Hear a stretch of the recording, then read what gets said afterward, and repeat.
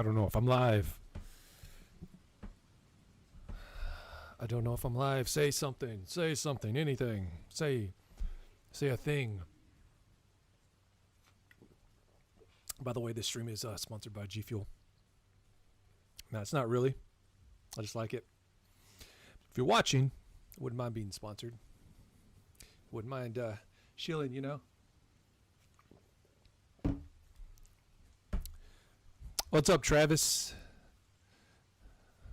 Or is this Greg? On Being Human. Shout out in the chat to On Being Human, who did our theme song for the show for, I don't know. What is it now? 5 years running? Last 5 years?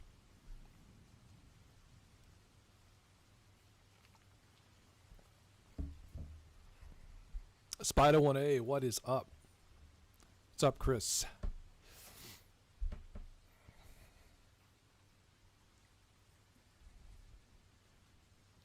Do I still get mad about shopping carts? Of course I get mad about shopping carts.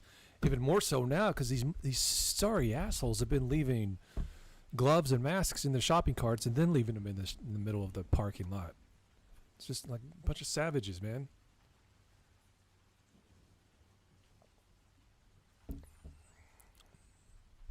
Is G Fuel actually good?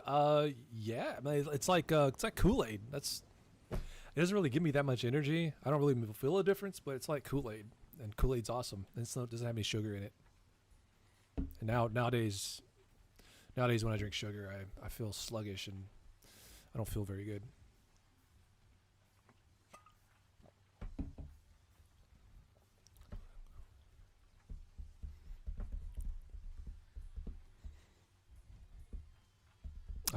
Thank you, man. Thank you, Cox. Thank you, Cox. Appreciate that.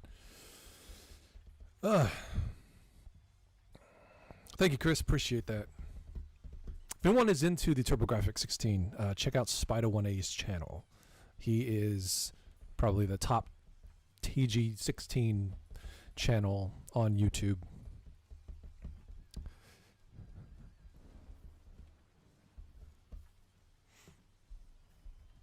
What's up, Lucius T?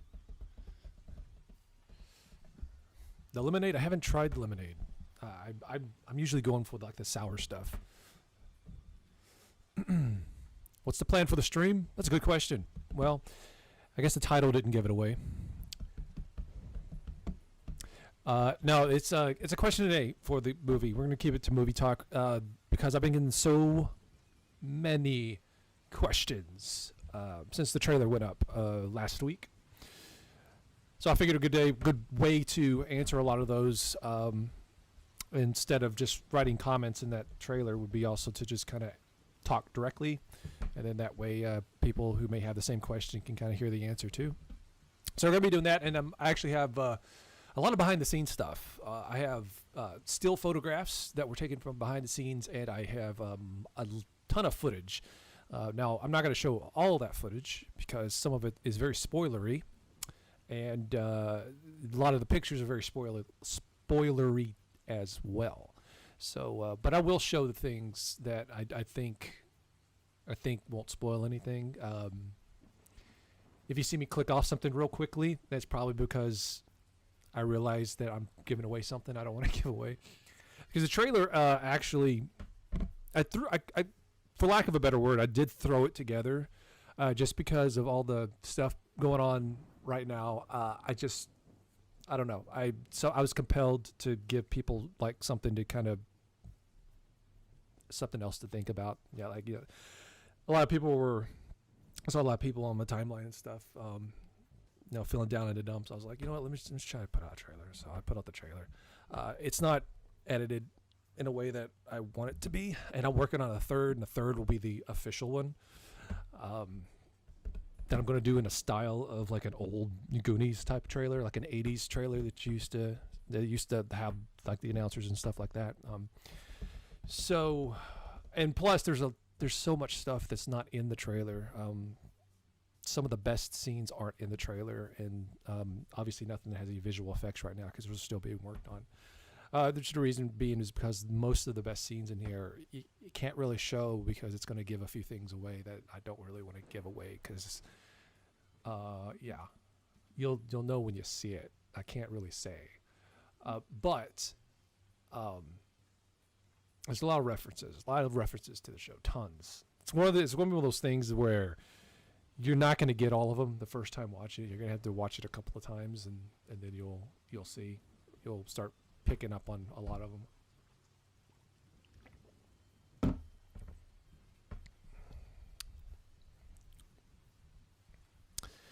Okay, so this is the random first. So if you guys have questions, just ask the questions. I'll do my best to answer as many as I can. But if multiple people ask a question within a few seconds, obviously I'm gonna have to just pick one. But if you don't have your question answered, just feel free to keep asking.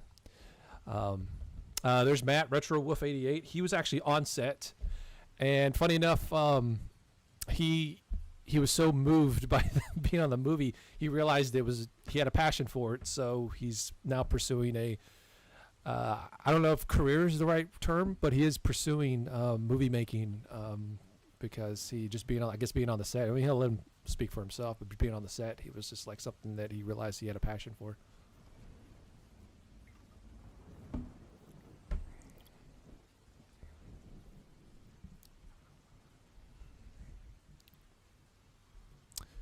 How big of a file is the movie? I mean, that's kind of like that's really a question that really can't be answered for many reasons. It just depends on what you're exporting it as and what the final length is, which at this point I don't know. Right now it's like an hour 55, but it's probably going to be cut down.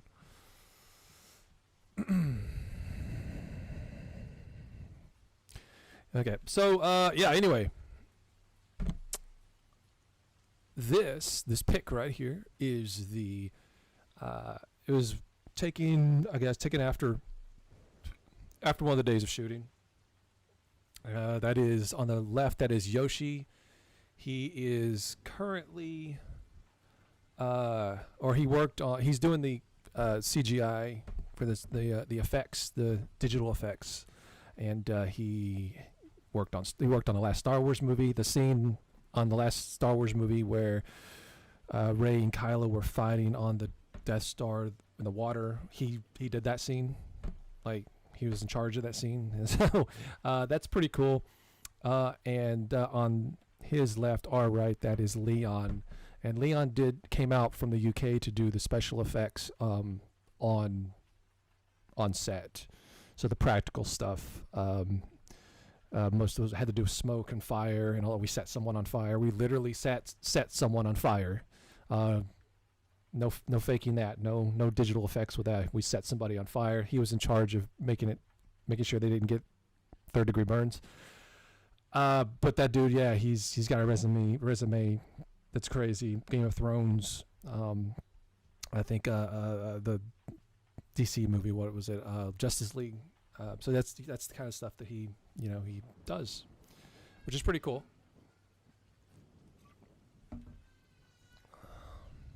When will the movie come out? I'm hoping by the end of the year. Just random picks. Like I some of these I don't even know what they're going to be, but this is just a behind the scenes. That's the left here. The far left is our medic. You have to have a set medic. Because otherwise somebody gets hurt, you don't want to have to rush them to the hospital. You want somebody right there that can render first aid. And plus, it's for insurance purposes, you have to have a set medic, or else we can't get insurance, or else the insurance is crazy high. And we already had to pay like close to $5,000 for insurance for this shoot. But the set medic is there just to be there and to deal with minor stuff, and then keep them like safe if something major happens and we have to take to the hospital or whatever. And he was used a few times. Several times somebody got hurt. To his left is, I'm sorry, hold on, we got a little beep. Oh yeah, Scorpio, a new member, Scorpio 4. Thank you, man. Appreciate that much. Appreciate that. That is really cool of you, dude. I think there's some like secret stuff on the community pages you can check out now. That's Hunter. He was an actor on the set. And in the middle there is Chris. He was the gaffer in charge of lighting, and that is he's kind of he actually worked on the prequels, and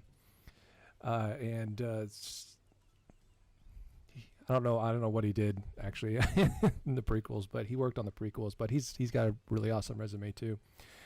And then we have Alejandro. He was a part of the audio team. And then we have Peter, who was the cinematographer. And to his right, we have Robbie, who was the sound recordist.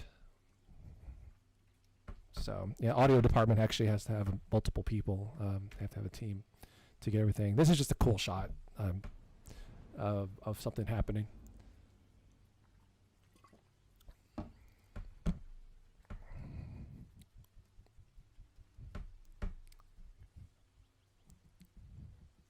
How long will the movie be? Like right now, it's an hour and 55. But there are still things I'm waiting on. So if it's not done here, it is not done filming. We are not done. We took 3 weeks to film. Somebody left a comment on the video on the recent trailer, said you two shot this in 2 weeks. No, we didn't shoot it in 2 weeks. I don't know where that came from. I don't know who brought that BS to the table. That's not based on any sort of reality whatsoever. What's wrong with these guys? Brian Phillips. Thank you, Brian. Appreciate that. No, this was shot over 3 weeks, which, you add in a week to that. That's a lot in terms of filming. But we're still not done. There's still things that need to be shot. And with the whole virus thing, that was planning on doing it in the spring, but obviously pandemic, right? So waiting on that. So there's definitely gonna be at least another week of shooting that we're gonna have to do. Not full 12-hour days, but it's still gonna be over the course of. It's gonna be a week of shooting that we still have to get some things pick up some stuff. Yeah, but it was mostly all November, and you don't even take into consideration the prep days and all that. The week leading up to shooting is absolutely hectic because you're having to secure all the equipment and rent all this stuff and figure out where to go, get hotels for people, find hotels for the crew, because the DFW is there's a lot of video people in DFW, but they do mostly commercial work. DFW is not a very big film hub. It's some, but not like Austin. Austin is the film hub in Texas, so we had to pull people from Austin because they just weren't available. There's nobody to do it in DFW, or else if there were, they were too busy doing commercials because they're going to make more doing commercials. Commercials are super high paying, and they'd rather do two or three commercials during the month than dedicating an entire month just to shooting a film. So we had to pull people from Austin and other places. It ended up being 10 or 15 people. No, not 15. Maybe 10 to 11 or 12, something like that. And they have a place to stay, so that's hotel rooms for about almost a month, because they have to be here for prep and all that stuff. It's just, so much that goes into this, more than I realize. I bit off more than I can chew in some cases, in a lot of ways.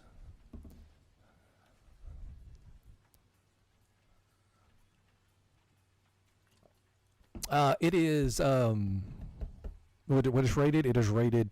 It's going to be rated PG. There's several reasons for that. One reason is we just wanted something the whole family could watch. Even our YouTube channel's censored now, right? So we did that so families could watch. We may swear up a storm in the videos, but they're still bleeped out on YouTube.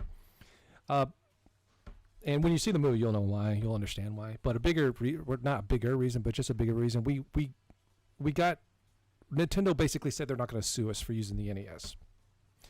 I talked directly to the legal team, right? So they said we weren't going to sue us, but you don't want to push the boundaries. You don't want to test them. You don't want to have a bunch of questionable stuff in a movie with the NES, because then they could be look, we don't want our thing associated with that. We have to be careful. And we wanted to do the NES. It's what we all both of us grew up on. It's what a lot of the story is based on real life shit for me. So yeah, it just made the most sense to do it. So you know, okay, so what? You don't say cuss words, big deal, right? Who cares? And nobody whips their junk out. We'll be fine. There's plenty of movies where people whip their junk out and cuss. You know, this will be fine without it. Thank you, Tim, new member. Appreciate that, man. No, not DVD and Blu-ray, just Blu-ray. It's too costly to do both because you're spreading you're taking your order in half, and when that happens, because there are lower print runs on each, the price per unit goes up. It's just manufacturing. The more you manufacture of a particular item, the less the cost. The more the cost goes down. So it was, yeah, we can't do double. We just can't afford it. Keep in mind, like Blu-rays. This 2-disc set, we're gonna have to do over 2,000. Probably when it's all said and done, around 2,500, and mail those out all over the world. It's going to be bare minimum 20K, and then all this other crap in terms of like fees and like fee, because you got the Kickstarter fees themselves, and then also processing fees, which equal about 8% of what you get, and all that stuff is on the Kickstarter itself. You can go read it yourself, right? So it's there, but we ended up getting like 125K when it was all said and done. We got to set aside, 25K to do the manufacturing and all that crap. So when it's all said and done, we had to shoot all this for less than 100K. And I get this, like this is I get this so much. It drives me crazy. But so and so shot their movie for less. Well, that's great. And you realize how many factors go into all that stuff? Do you realize that when Kevin Smith made his movie, he had one location, and the only reason he had that location was because he worked there? We're shooting. This is a road trip movie. We're shooting 10, 11, 12 different locations. What's wrong with these guys? Billy, thank you for the awesome experience on set, and man, I could see in action how passionate and dedicated you were to that project. I truly believe it is going to be something special, and I cannot wait. Right facing fist, left facing fist, beer mugs. Thanks, man. I really appreciate that. Yeah, it was. You came out on the right days. There were certain days, if you had come out, it would have been extremely stressful. But you picked the right days to come out. I'm glad you had fun on the project. Yeah. Grim Reaper, new member. Thank you, man. It's new members. It's not something that usually happens, but thank you very much. So yeah. Anyway, let's just get back to these slides here. So this is just a shot on set, one of the locations. We could have made a movie for a quarter of what we earned, and just have it like in one location with us telling dick and fart jokes all day long, and just called that a movie. That's not the movie we wanted to make. A channel that's about going out on a road trip with friends and buddies and finding this stuff. It makes sense to make a movie that's doing that. Still good. Did you send the personalized videos out yet? And also any ETA for release? Thank you, Jason. VHS is VHS still good? I don't know if I understand that. I guess. Do you mean like if you got a VHS, is it still gonna get? Yeah, I mean it's. I don't know if I understand that. We'll just say yes. It's still good. Did you send the personalized videos yet? We did some. It's so daunting. And then with the pandemic, I'm sorry, I hate to keep bringing that up, but that put a damper on everything. Me and Jay couldn't get together to record videos for a couple of months. They will come. It's just, God, this put a damper on everything. and I know you guys are feeling it too. ETA for release, I want by the end of the month. I mean, by the end of the year. That's the goal. But if it's not ready, it's not ready. I'm not going to rush it and do a subpar product. If it's not by the end of the year, it will 100% be by the first of or by the first quarter of next year. But yeah, I definitely want to get by the end of the year for sure. But that's a set. Yeah, we just kind of went all out with a lot of stuff just to make it look cool. This is the girls of the set. this is our women.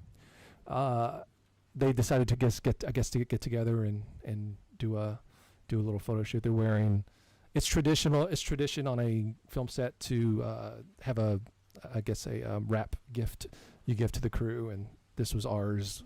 Beanies that say Game Chasers on the front. But that's Larissa. She is the line producer.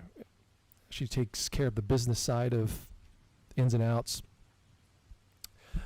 That is Katie. She was a PA. I can't remember what the middle girl's name was. She joined like right at the end, but she was a PA as well. That's Mandy. She was art director, and that's Christine.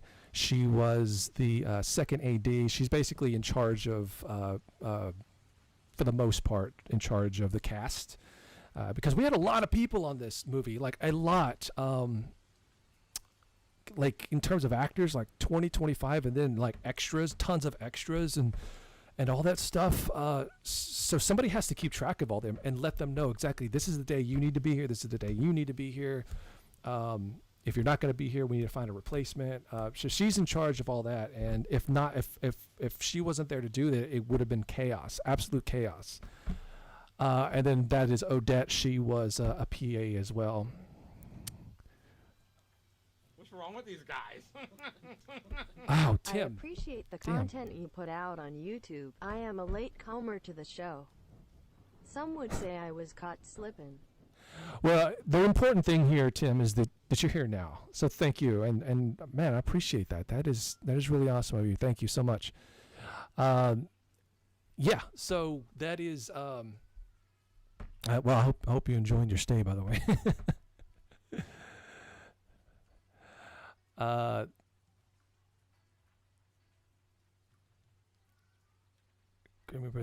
Thank you, Billy J, for being on Tube and doing what you love.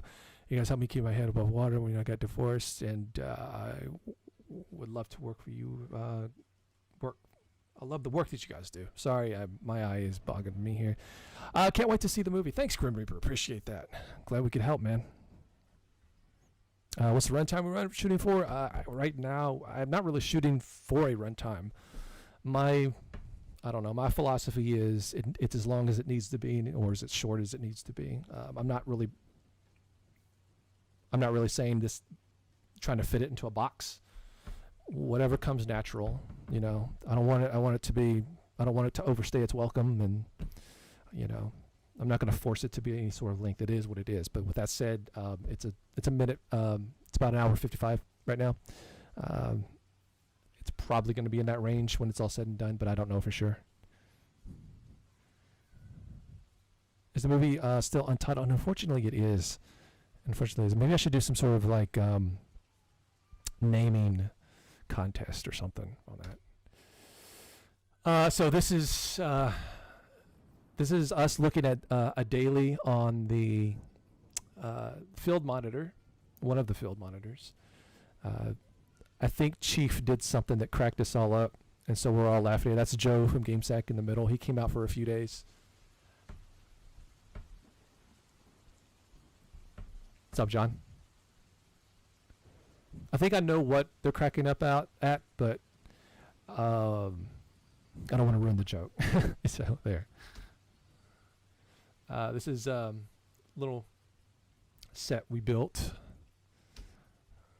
I say we, it was the art department.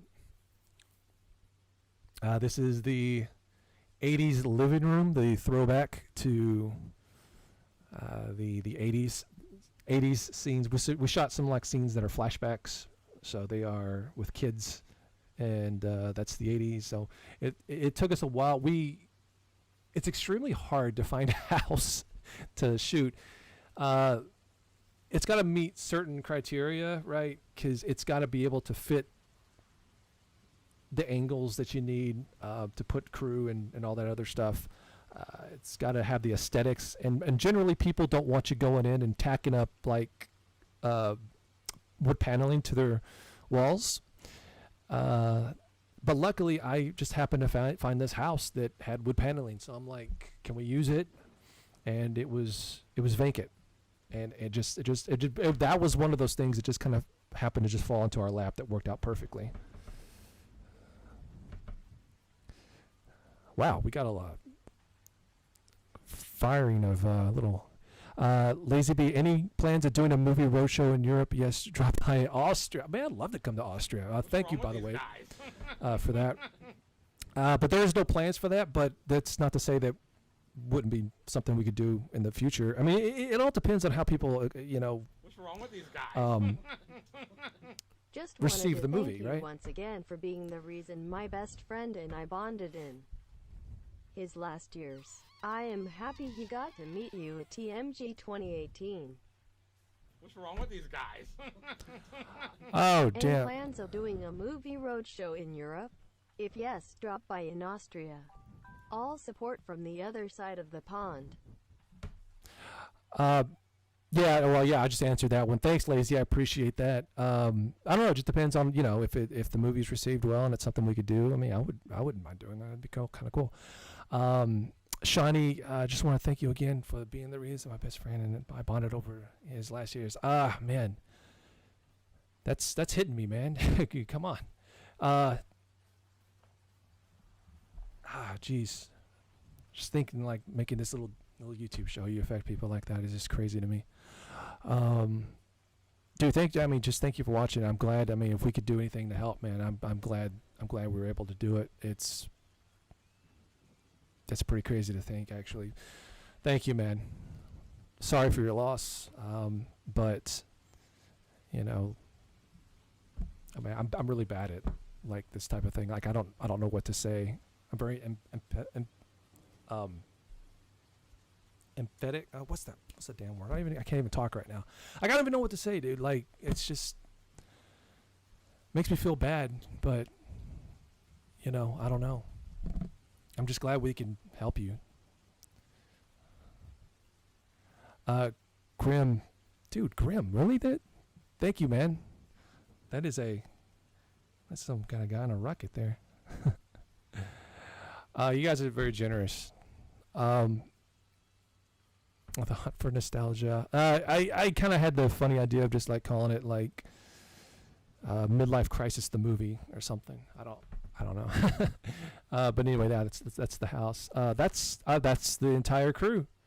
That is the entire crew. I'm not gonna go off and name everybody, but that's everybody that we had on set.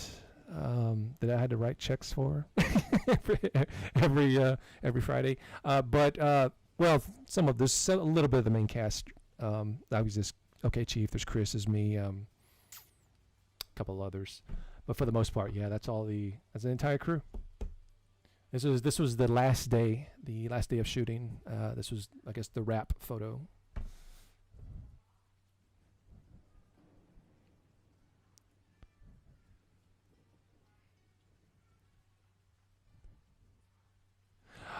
Oh, Shiny, yes. The photo, yes. I said we'd leave a seat open for him. Yep.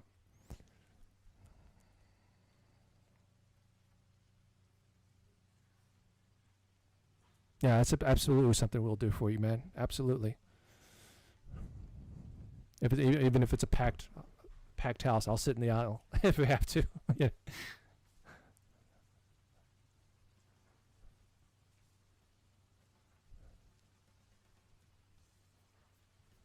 Whoever edits the episodes is real. Well, that's me. I don't want to toot my own horn or anything. We already went through that one. So I guess we're gonna just repeat here.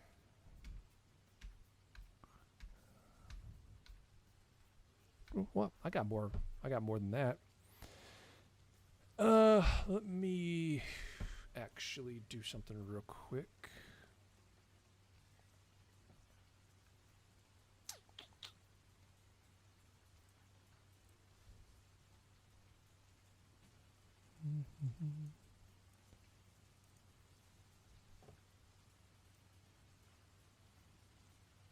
Okay, I think we'll just go ahead and do this. I'll switch it out because I guess the stupid slideshow thing on OBS is only showing some of the pictures. So I will go to that and I will do this right here. Okay, that's fine. We'll do this. Okay, so this was literally the first scene we shot the entire movie. This right here.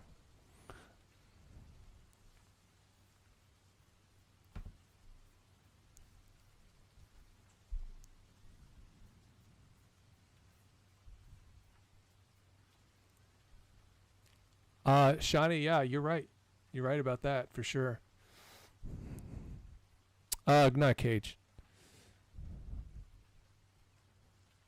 Have you been able to finish all the shooting before the COVID stuff? Not all of it. Probably 80%. But we definitely have another week. I'm just waiting for all this crap to, die down. Okay, so this is just, a shot. And this is from stuff that was not in the trailer, and I wanted to keep it kind of secret. This is on the left here. There's Robbie. He was the script supervisor. Just kind of made sure that everything was continuity stayed in place because everything's shot out of order. You kind of have to do it that way for a lot of reasons. In the middle here is Michelle. She was an actress, and on the right is the transportation guy. That is Mike, and I learned a lot, like in terms of people that you have to have on a movie set, because we were having meetings, and the line producer and the AD, they were like, okay, we got it, we're gonna help you find the crew, but we have to have this, we have to have that. And I'm like, transportation manager, really? We need to pay for a transportation manager? Why do we need that? That was one of the things I was like, let's just, no, do we have to? But then it became apparent that was definitely one of the positions we had to have, because like I said, this is a road trip movie, so we're going from place to place to place to place. People park their cars, and whenever the whole entire crew is off on set shooting, and all the cars are there, and somebody needs to move a car because of for any reason you can think of, a car needs to be moved. That guy's in charge of doing it, and he had to go and pick up trailers and pick up moving trucks and do all this type of stuff. And it became there was something for him to do like literally every day. So if he hadn't have been there, it would have been another example of there being chaos. I learned a lot. On doing that while doing this. That's me working with the kids from a scene that was shot outside. What really sucked about this is every couple of minutes a car would come by and just ruin a take, which, in a situation like this, you just have to deal with it, because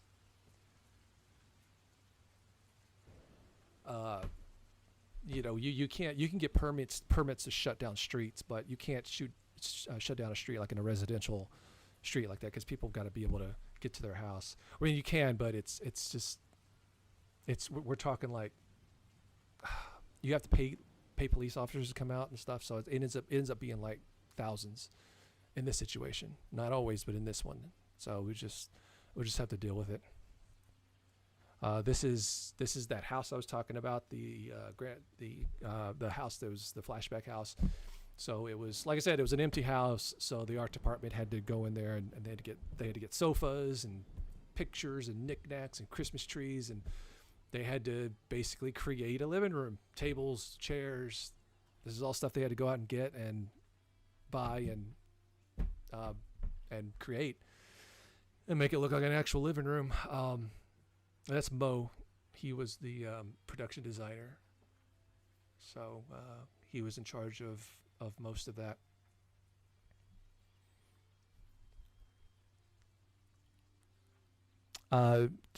Appreciate all you. Thank you, Justin. Much appreciated.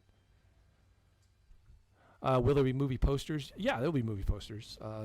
I still got to get somebody to do the actual official art for for it though. This is a scene that was not in the trailer, but it's right now we're looking at a shot that we just shot. So that's Rudy. He was the first AD, and I'm looking at the what we just shot.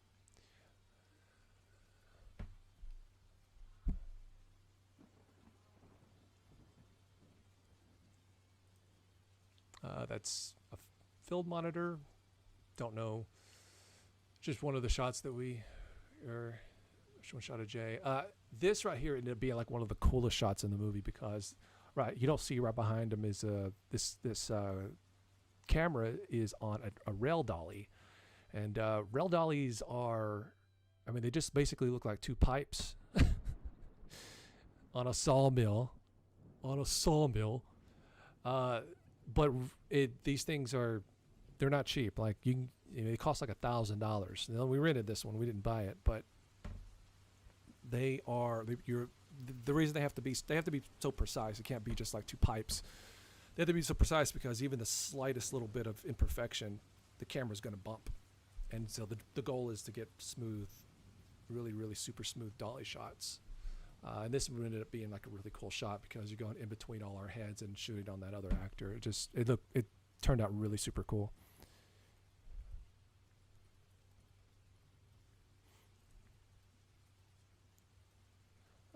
With that one, that's just another shot still in the neighborhood. This is so one of the actors on the movie is called Steven the Spider, and this is Steven the Spider, and Steven the Spider and I were getting acquainted. I've never been that close to a spider before, and it is creepy, but I actually let him crawl on me. It was the first time. It was really strange. Those type of spiders don't really freak me out all that much. Black widows do though. Like I saw a black widow in real life once, and I almost had a heart attack. But those they don't really like affect me or anything. But a black widow I know will fuck you up.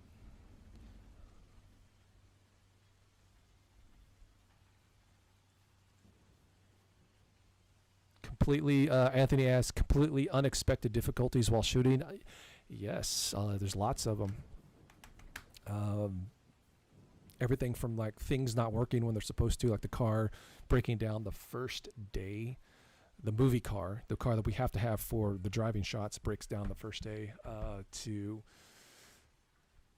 We were supposed to have a scene with lit torches, like kind of like a Goonies, Indiana Jones type of callback, and the place that we were going to shoot literally installed fire detectors a couple of days before we shot, because when we went and scouted the location, they weren't there, and then they installed them the day before or the couple of days before we were supposed to shoot. And even though these were Leon, the guy I was talking to, told you the special effects guy he does this exact same thing on like Game of Thrones. He makes these torches that, they're safe torches. They don't let off like regular smoke or whatever. I don't know the specifics, but he still, with these fire extinguishers, there's still a small chance that it would set them off. And if the fire department comes out on a movie shoot, and I'm just going by like what the line producers and the ADs were telling me, because they shoot movies all the time. They know how it goes. They're like, if the fire department comes out, our night's pretty much ruined, because they're probably going to tell us to leave, pack up, and the whole day of shooting is wasted. So we didn't want to chance it, and we switched from torches to lanterns, which sucks, because that was one of the really cool scenes that I wanted to do. Was it just gave it kind of like a Goonies sort of vibe, and man. What are the odds? I think the odds are pretty good. I think they did it on purpose. I think they literally did. I think they did it because we were coming to shoot. I don't think it was a coincidence. They were like, F these guys were installing fire extinguishers or fire detectors.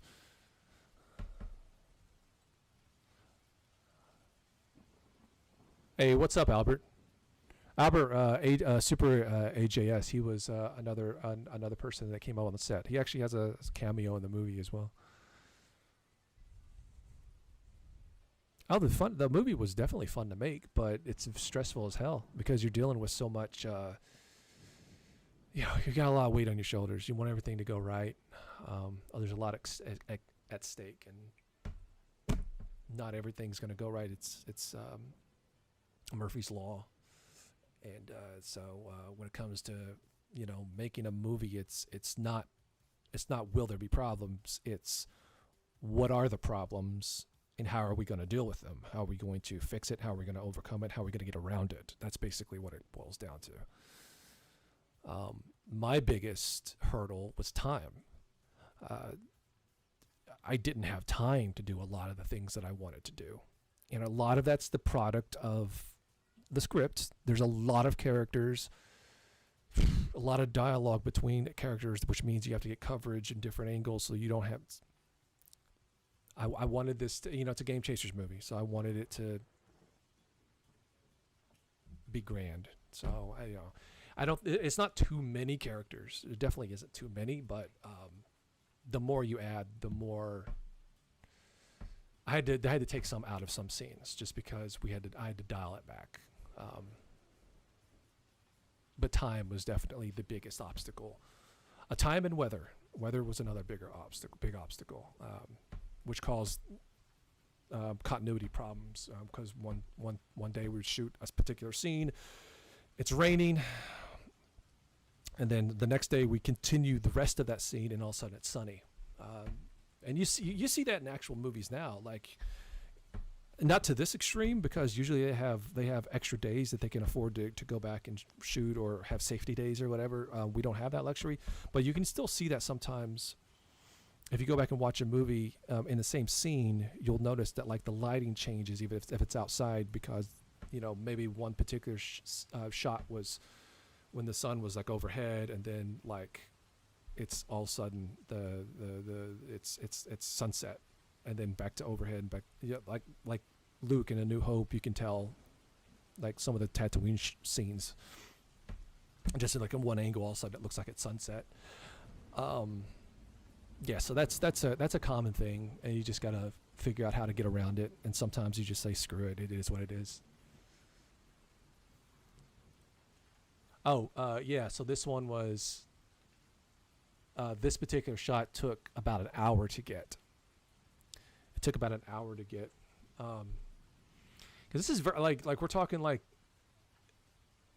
This isn't us taking a Game Chasers camera out and like everything is on automatic, right? It takes 3 people to operate. What's wrong with these guys? Really looking forward to the movie. Keep up the good work, buddy boy. Thanks, Zastian. Appreciate that.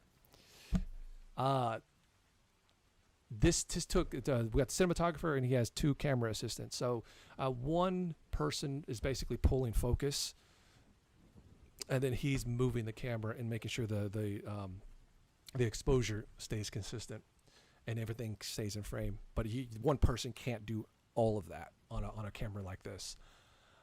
So he's doing it, and then you have somebody pulling the focus with a remote focus pull. And just the way because this had such a narrow depth of field because of just the way we had set it up. Every time it's a long drawn out shot of them walking and talking for about 20 seconds, and it's all in one take, so you have to get it done in one take. So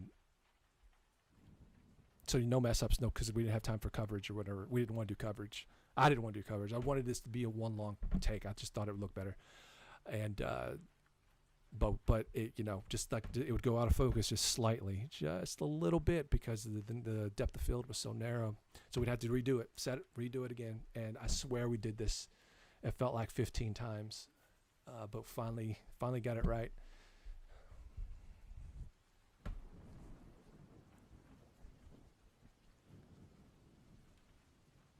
How important are color accurate monitors?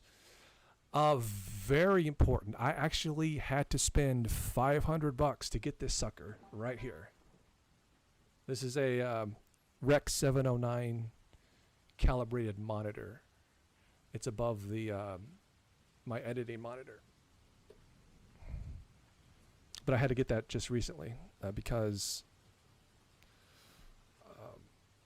you have to have it. Like it's not like a YouTube video. You have to have this calibrated to, you have to know what this is going to look like on televisions and all that. And it's so impractical for me to color, because every single shot that you see in this movie, every single one, okay, has to be color graded. So the whole 2 hours has to be color graded. Every single angle, every single frame of video has to be color corrected or color graded. So when I'm color grading this, I can make a change. It could take an hour to get one particular angle, one particular shot right. So I can't sit there and make a change and be like, okay, I wonder what that's going to look like. Render it out on a USB, take it to my TV, look at it, and then come back. Okay, that didn't look right. Let me tweak it a little bit more. That's going to take all day to do one shot. I can't do that. So I had to get this monitor so I can see right here as I'm real time as I'm working on it. Okay, this looks good. Let me check. So that's color grading is a specialty that usually when a movie's being made, that's something that's not the editor's job. That is like you send it to a colorist. That's a specialized profession, just like a sound guy or a VFX guy or a music guy. That is their profession, is to color the video or color the film. But I can't afford to pay another freaking $4 or $5 grand for another crew member to work on this thing. So I have to do it myself, and I'm learning right now. And what you saw in the trailer is not the final colorized version, because I'm still learning, and two, I'm still trying to figure out exactly what I want to do in some places. There are some places I want to make it look more like sunset, and there's different moods. I'm changing the color of shirts in some people. I'm doing so much. So color grading is absolutely something that, like, it's not even something you think about when you watch a movie, really. But it could take months just to color a movie, depending on what is in there, by one person dedicated or specialized to do it. It's not gonna take that long to do this, but it's just an added thing that you really don't think about, and it's easy to kind of overlook or take for granted. But every movie you see is shot in a flat profile, where it's basically no contrast, no color, hardly any color. It basically looks sepia tone, very flat image. And it's the colorist's job, this one, and so it's the colorist's job to take that image and bring color to it and contrast and all the things that you need to do, and it's literally an art form. And the reason it's shot like that is it gives you the best dynamic range, so all the highlights aren't blown out and all the darks aren't too totally black that you lose detail in them. So it's shot like that, and then it's the colorist's job to basically take that blank canvas in a way and make something out of it.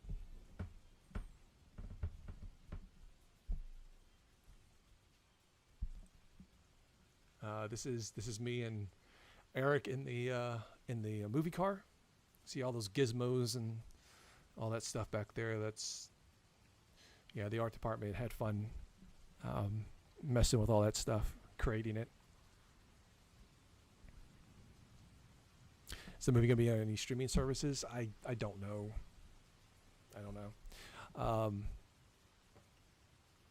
It has to meet certain. That's another. I don't.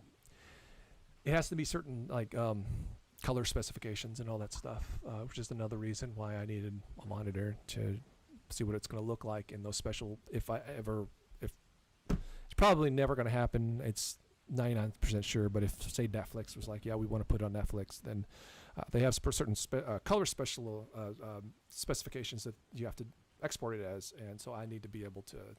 Okay, this is what it's going to look like on those colors, so I can when I switch over to that color space, I can see it on the monitor and be like, okay, now I need to actually, now that's too dark. I need to tweak it for this, and so it's geez, color grading is something.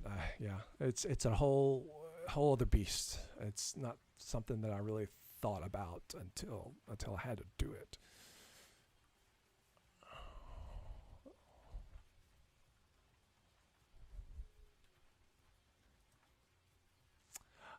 So this is the car. Like I said, the car broke down on us the first day, so all the driving shots had to be done on a trailer. So we had to get a truck to pull the. We had to go get a trailer, and we got this big camera rig, car mount, hood mount, and it's gonna hold the camera, and then basically we drive around. And it looks like we're driving, but we're actually being pulled. And then in the back of the truck, you don't see it in this picture, but in the back of the truck, that's where we have all the lights, the generator. We have to get a generator to run the lights, because you can't just these are movie lights. You can't just plug them into an outlet in a damn house outlet wall. You're gonna blow something up. So you have to have the generator to run all these lights, and so all that's in the back of the pickup along with the lights, and it's shining onto the into the car, because you actually have to have lights even when you're shooting in the day, because you need to like cancel out shadows, and you know, if you're facing the sun's behind you, you have to have light on your face. So there was always lights on, even it wasn't just at night. There was lights on every shot. That's the Dongo.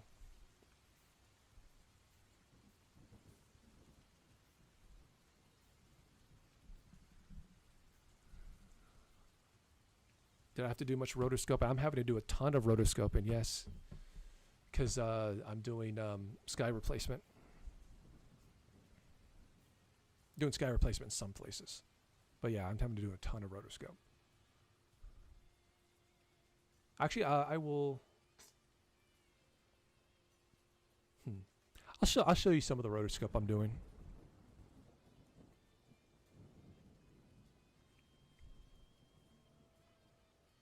How much ADR am I having to do? Luckily, our sound guy was amazing, and most, I would say like 90% of what was recorded is definitely usable. Unfortunately, that 10% is not, and a lot of that has nothing to do with him. It has everything to do with the elements. There were a few scenes that took place basically right next to a highway, so you can't do anything about it. It's trash.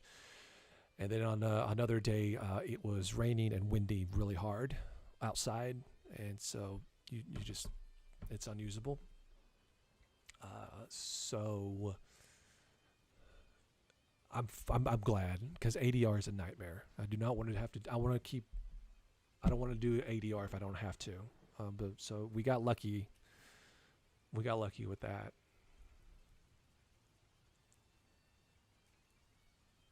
How much storage space does the movie? Well, these two drives right here,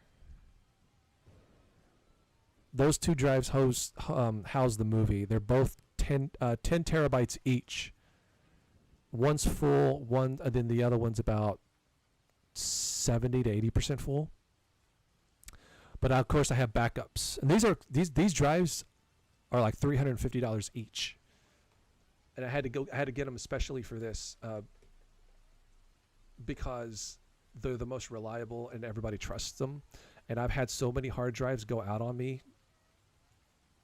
I'm like, screw it. Let's just get the real deal.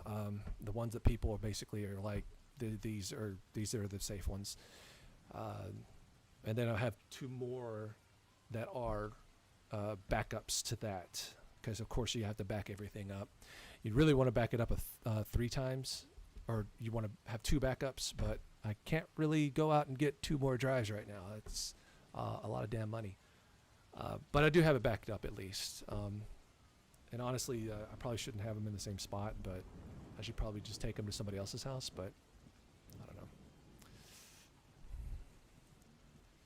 know. That's the car rig again.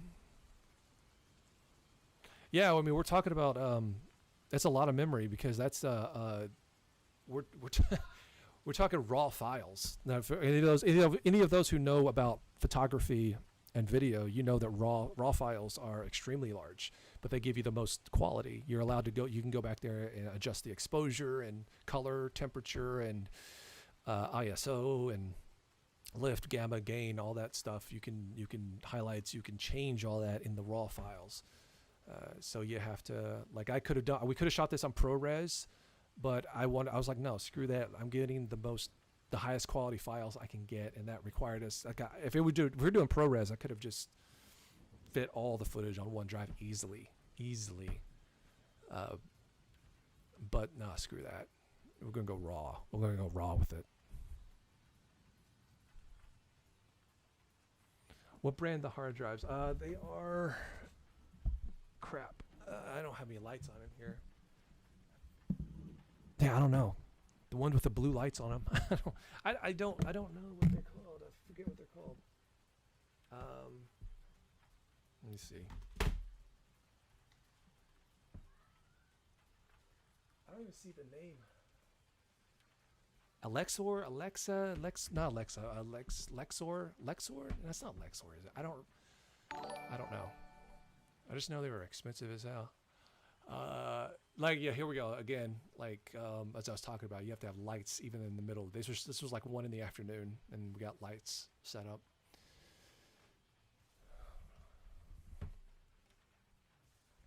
Will this QA stay uploaded on the channel? I don't know.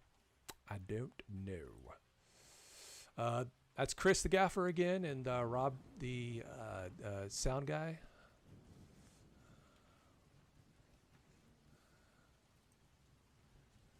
That's another shot of us.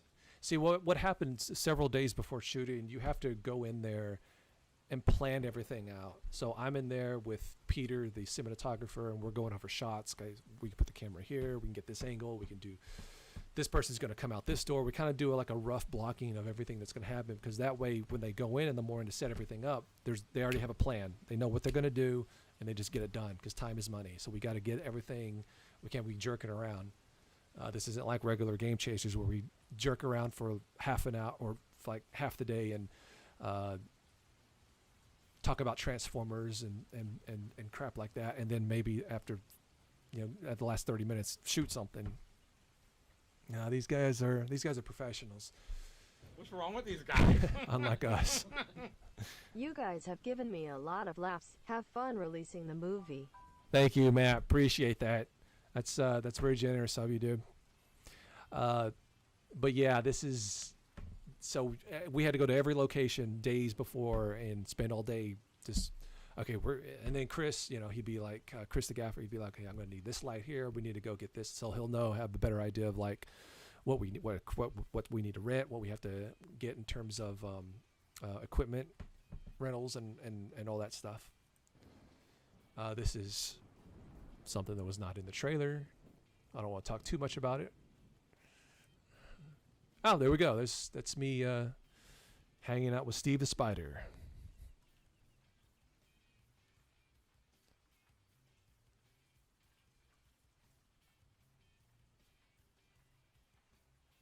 How respectful were the crew to you being the first-time director? Very respectful. Yeah, very respectful. But here's the thing. Like, I'm the type of guy that I give respect when respect is given back, and I'm an asshole when you're an asshole back. And there was no reason for anyone to be an asshole on this set. We were all Lacey. Thank you, Robbie. It's Lacey Drives. Appreciate that. Rob is actually in some of these pictures, by the way. He was the script supervisor I showed you earlier. But everybody understood that it's so hard. Being a director is one thing, and if it was just me being the director, I wouldn't have had any issues. I know what I want, and I can get it done. Being in the movie and directing is a completely different story. I had to rely on the other guys so much. Rudy, the first AD, Christine a few times, Larissa, even Dave. So there were times where you just can't do both. And it's a discussion. Like I could talk about it for an hour, and so maybe this probably should be a discussion for another day. For like I can just sit down and really kind of talk about it. But nobody there had egos. Like nobody there. It wasn't one of those. Like I don't know what it's like in actual Hollywood going to California, and I'm sure there's a lot of people that in this industry that they just have egos and they sling them around. There was none of that on this set. Especially for me, because I have no reason to be. Like I'm a nobody. Like I have a damn YouTube show. We wanted to make a movie, so now we're making a movie out of the YouTube show. It's like I have no cred. I have nothing. Like there's no reason for me to throw any sort of like weight around. It's ridiculous, and because of that, I think everybody gelled really well, because I think I found out later that one of the concerns that the crew had going into this was the fact that I'm a YouTuber, and they thought that I would go in knowing everything. Well, I do this on YouTube, so I should know how to make films, and that was their concern. And I found out they didn't address that like up front at the beginning, but I found out like later that was one of their main concerns. And once they realized that wasn't the case, I think everybody just kind of like was like, we really started to gel like after the third day or so.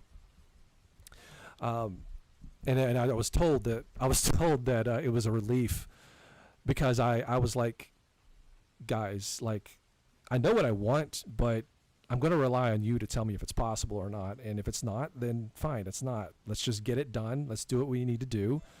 And I'm going to rely on you because you have experience in this realm. So, it's all about like knowing your role. Know your role, right? Know your role. That's not to say that if I really pushed to get something, I couldn't get it done. But it's like sometimes you just have to be like. Sometimes you have to put your ego aside and what you want aside and be like, sometimes, not every situation, but a lot of situations, you gotta be like, you know what, this is, they're probably right on this. Let's just not do it.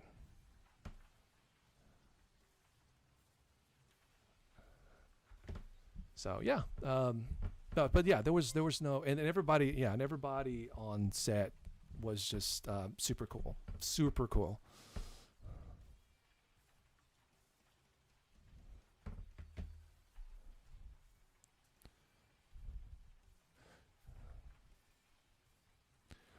I don't have the Robbie. If you put the link could you do me a favor and put the link to the Indiegogo in the chat?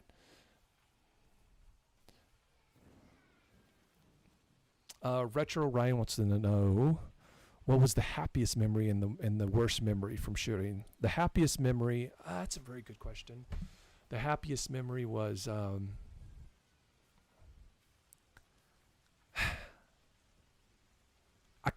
was none. I mean, I was never at any point giddy happy because I was under so much stress. That's not to say I was miserable the whole time, but there was never. I guess when it was all said and done, when we finally wrapped on that last day, I'm like, we did it, you know. There was no. It's funny, like Rob, by the way, has a show. Rob, our script supervisor, Robbie, he has a show, and he had Christine on, and they said that the actual crew, they turned to each other and basically said at the end of the shoot, well, this wasn't a shit show. What's wrong with these guys? You're an inspiration for my own channel. Longtime supporter. Love y'all. Thank you, Open Every Box. Appreciate that so much. I'm glad we could inspire you in some way.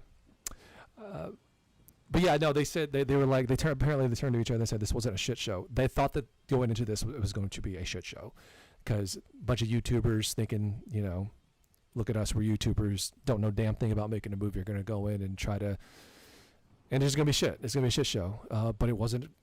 It wasn't, and apparently they were surprised. They were shocked by it. Now, it's not to say we created like Citizen Kane or anything like that, but they were just shocked that it wasn't, I guess, Birdemic. I don't know.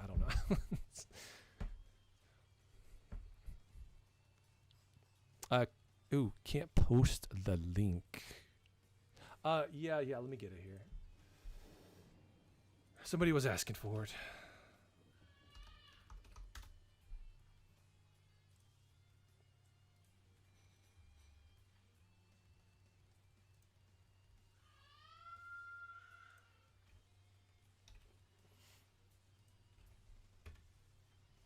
There you go. That's the link.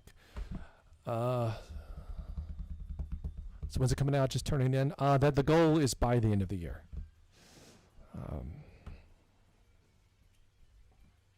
I don't know if this has been addressed or not, but how much work will be put into the bonus features? Well, a ton. I mean, if you've seen the regular season Blu-rays, there's a ton of bonus features in those. I mean, this isn't really going to be any different. I have enough bloopers probably to be its own movie. And I kind of just want to like do like a little some documentaries that show like the process of how it got made. Just I think people would be interested in it, and I think a lot of people honestly would probably look at them and maybe learn something and be like, okay, maybe I can do that same thing, right? So you look and see what we did and maybe say, yeah, you did that right, or you did that wrong. Definitely don't do that. So either way, it could be kind of like a learning experience for a few people out there that might want to do something like this as well.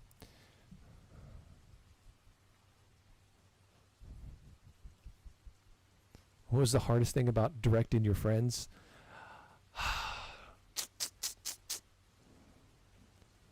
Well, that was the beauty of it.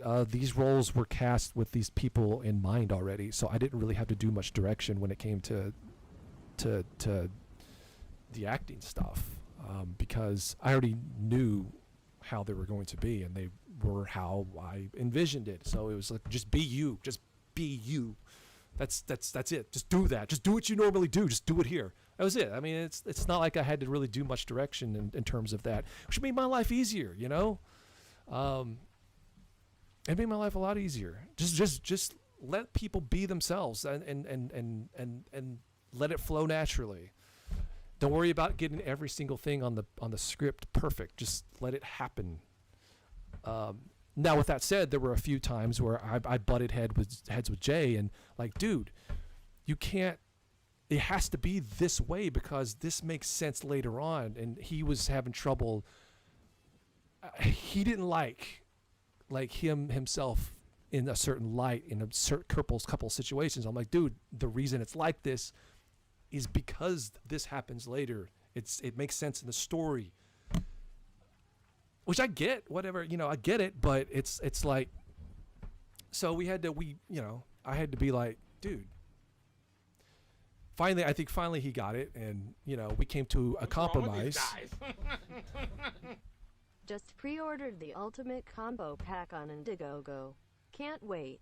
Yeah! Thank you, Glenn Bill. Thank you very much.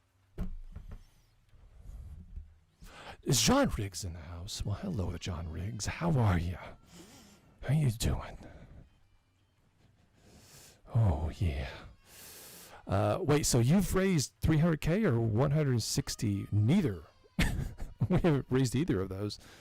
We raised 140, I think, on Kickstarter. I think like 140 on Kickstarter.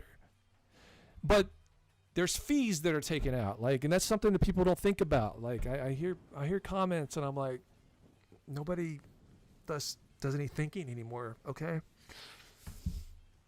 there's fees. They don't just give you the money for free. There's fees to it.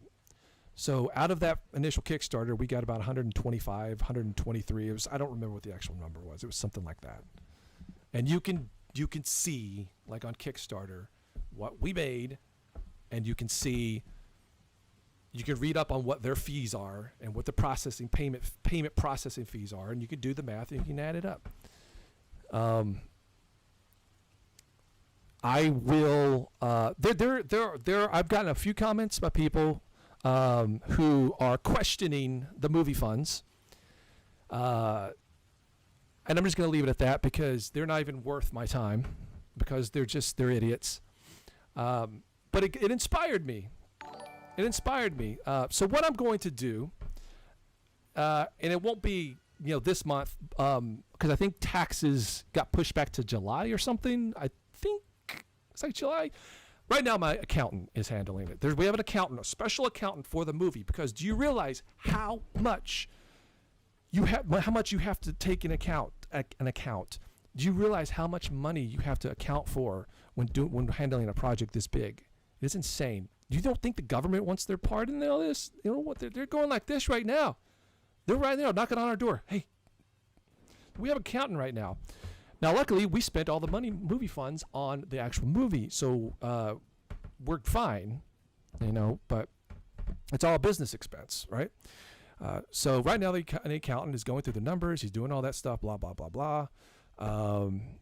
And once that's done, I have the folder. I'm going to get it back because it's a real thick folder with all the receipts and all the pages and all that stuff. What I'm going to do is I'm going to make a video, and I'm going to show this went to that, this money went to this money went to that, and I'm going to show everything that was accounted for. I'm going to show it all. But there's one caveat to that. It's only going to be for the people on Kickstarter, because the people on Kickstarter and Indiegogo, those who contributed to this, because if there's anyone that deserves to know, it's you guys. If you had nothing to do with this project, if you're just sitting on the couch pointing your finger, making accusations, saying blah, blah, blah, blah, and you didn't put a dime into this thing, it's none of your damn business. Okay? It's none of your business. And I'm not going to tell you a damn thing.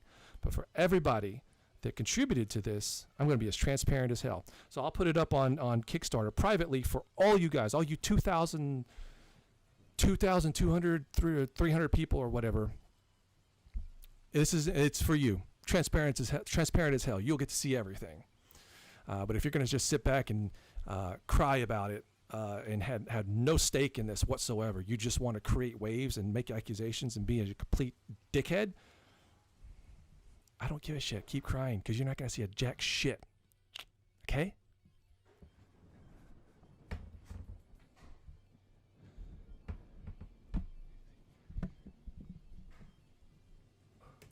Anyway.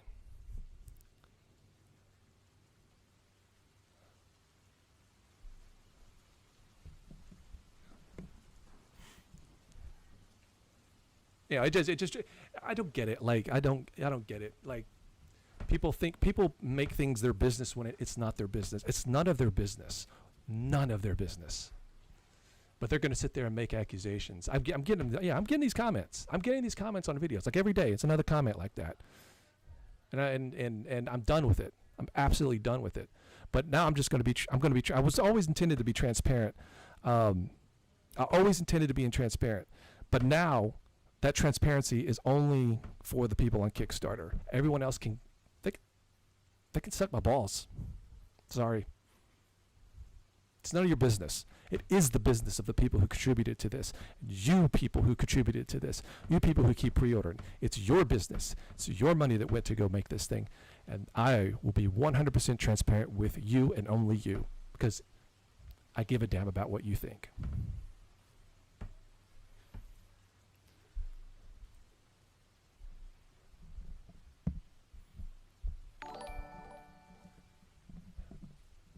So, anyway, moving along. Thank you, Nick Roberts, for your subscription. Moving along here. This is just another behind the scenes. So that's the Alexa, the Ari Alexa rig, industry standard camera that we got here. Thing about this camera is, like, every time you have to change shots or whatever, it's like a 15-20 minute process. Well, maybe not that long, maybe like 10 minutes to go back, and they have to change lenses and take the thing apart and reattach new lenses and stuff every time you want to, like, switch angles. Because lenses have different focal lengths, and we have to rent a lens kit. You just can't rent one lens on a shoot. You have to have different millimeter lengths, depending on what type of shots you want to get, whether you're doing wide or coverage or medium close-ups or whatever. You have to have different lenses for that. So every time we set up for a shot, we have a certain lens, and then boom, we got it. Let's move into a close-up, go back, switch the lens out, and then that process, usually the lights are changing as well. So Chris is over there and his team are moving the lights to a different direction. So it's, it's a process between shots. If we're doing a shot, a two shot or whatever, we got to boom, boom, boom, get it right. And then we want to move on to another one. It's called moving the world. So you can't just say, oh, let me move the camera. Okay, let's do it again. It's a process. It's a 20, 30-minute process sometimes, sometimes even longer, depending on how much the lighting needs to be moved. In some cases, it's relatively easy, but in a lot of cases, it's extremely... it is extremely time consuming, and then they have to go in there and they have to measure the light and the temperature and all that stuff, and it's just a back and forth. The the cinematographer has to be okay with it, and then the gaffer has to be okay with it. They work together as a team, and then the one will be like, "That's good with me," and then the other one will be like, "Can you bring the light in a little bit?" And then, yeah. That's when it comes to movie making, it's a lot of hurry up and wait, and a lot of the waiting is that.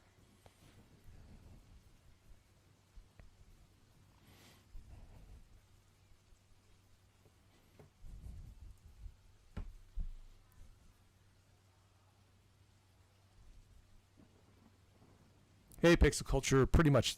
Thank you, man. Appreciate that. Later, Lucius.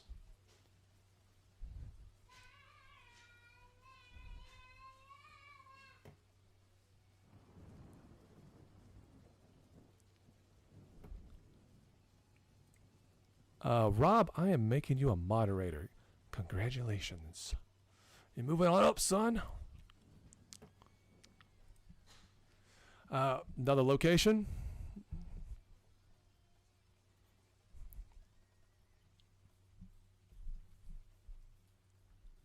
Kind of a cool place. It's a bowling alley in Cedar Hill, Texas.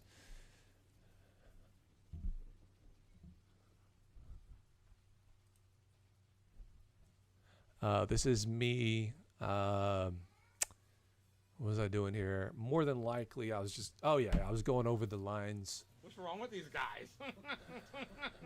IFU owned all of the rarest retro games in the world and was offered an unlimited budget to make a movie of your choice, but knowing that if the movie flopped, you'd get paid or games back, would you do it? Yeah, of course. Make a movie at unlimited budget. I know exactly what I would do too. Absolutely. At least I'd get to do it. I mean, if it didn't make its money back, it didn't make its money back, whatever. But at least I get to make something. And thank you, David.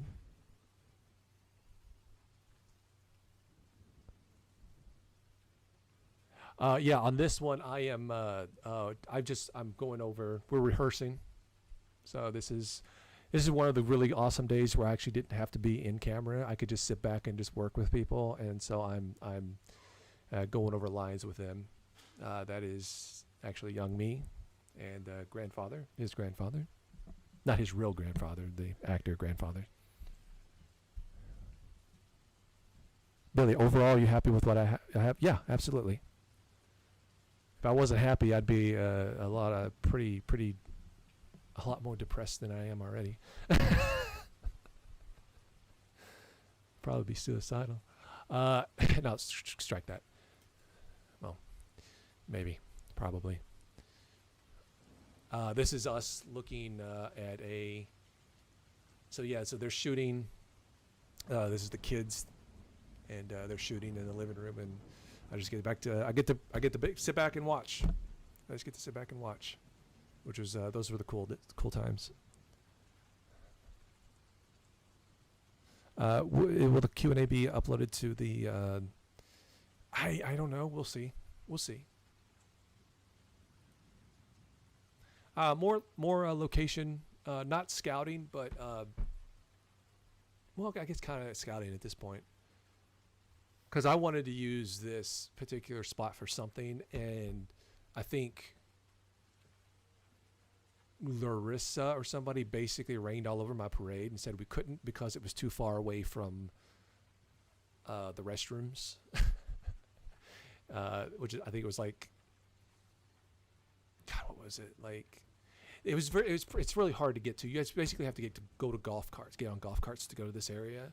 So we'd have to have golf carts taking everybody to the restroom, which was like half a mile away. So it became impractical, which sucked because I thought it was a really super cool location for a particular thing we were doing.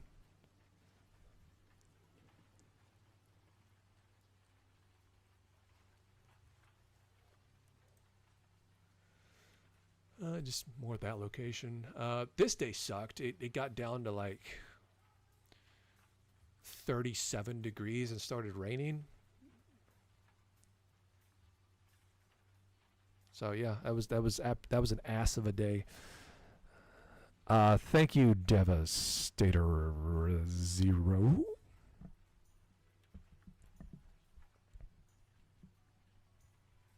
What's up, Eric? We got Eric in the chat.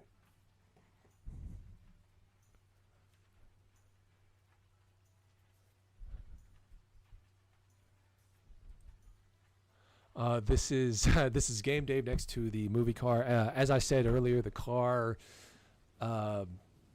basically broke down. Throughout the shoot, there were times where we could get it up and running, but it wouldn't stay running very long. This was one of the times we were at least trying to get it running, and so they were working on it. It's basically like a cardiac arrest on a car. I was doing CPR on it to try to just get it up and running for 5 minutes. Mainly just to get it to the next location, even if it's going to just sit there, just to have it at the next location.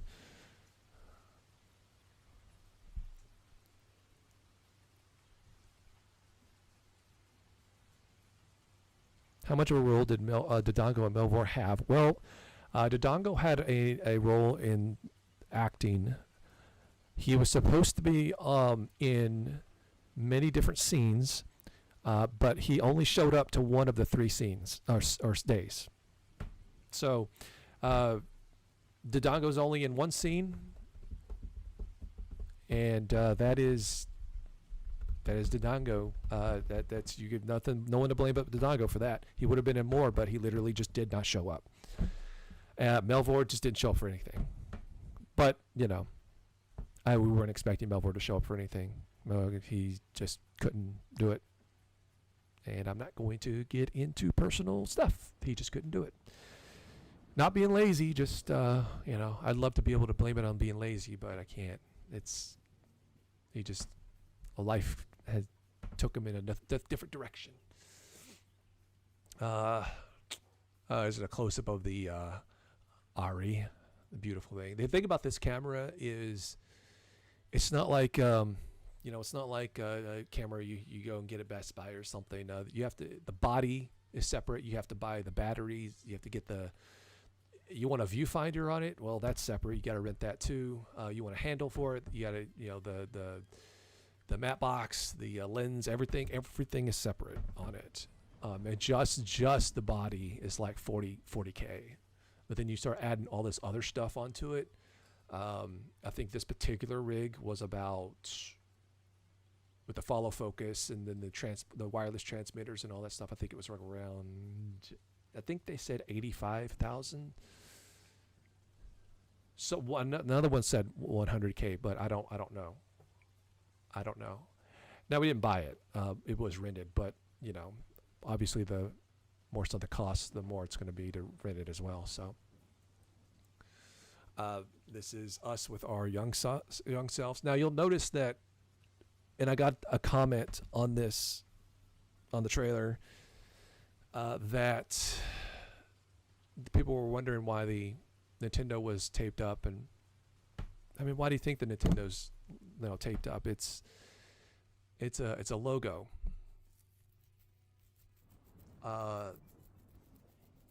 Now Nintendo said they weren't going to come sue us as long as we taped up the logo. So we taped up the logo. But there's probably going to be like some kind of like CGI or just something, some kind of digital. It's not going to be just like tape. It's going to be some kind of like digital something over it. So But you can't just have like you just can't show logos. It has nothing to do with not paying them, right? It has nothing to. I saw somebody leave a comment. It was like, they didn't want to pay Nintendo or whatever to use it. It's not how that works. It's not how that works.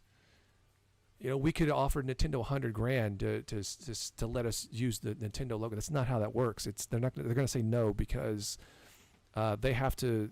They're hands-on with everything that they're involved in, and as soon as they say you can use the logo, they become involved.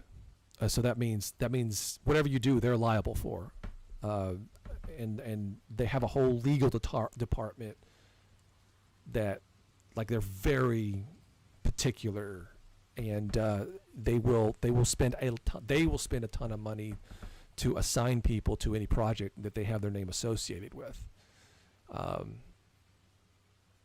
So it's complex, a complex legal issue. Like it has nothing to do with money. It's legality. It's all it boils down to.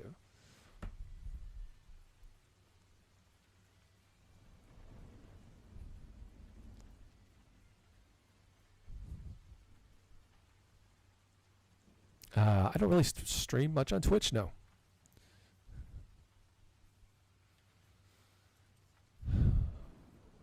Okay, so this was just creepy. So this is the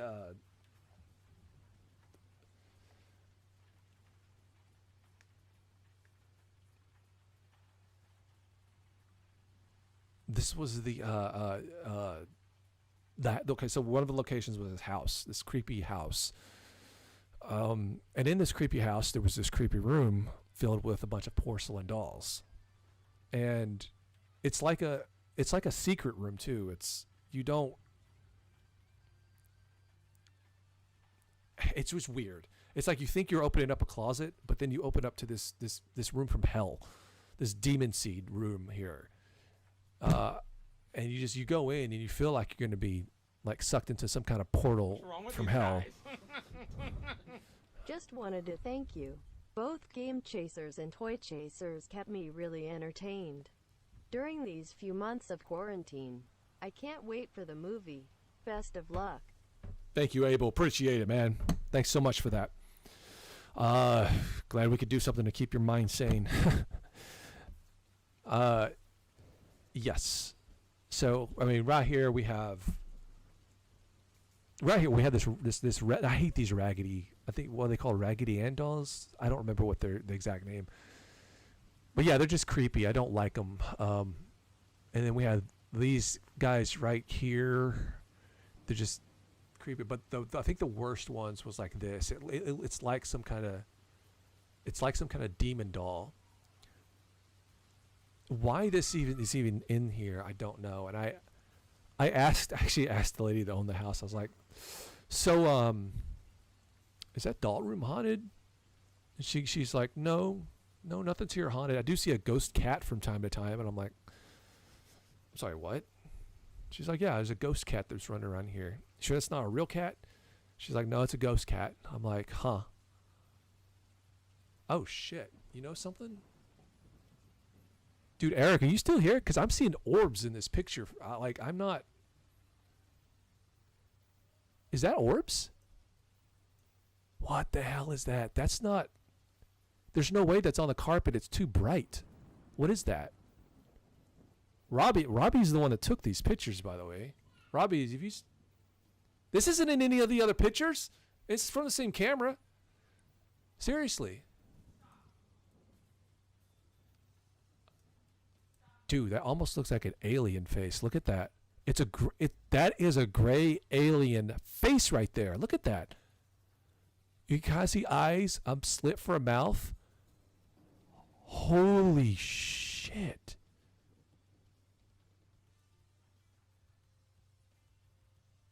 Like, some of you guys are seeing this, right? That's an alien face orb. Mouth. It's hard to see. I don't know if you guys are being able to see it on the stream. It's going to be compressed. But it's the almond. It's like the head. It's the traditional alien shaped head.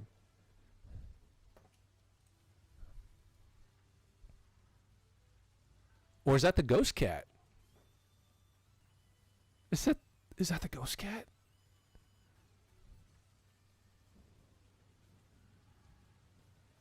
Oh man, this is not.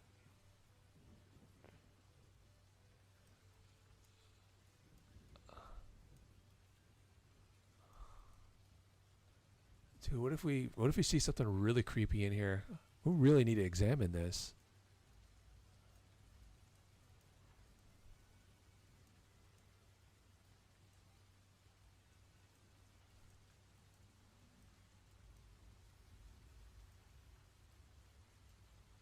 It kind of looks like there's a face looking in through the crack of that window. And that's this is on the second story, so there's nobody standing out there. There's no overhang.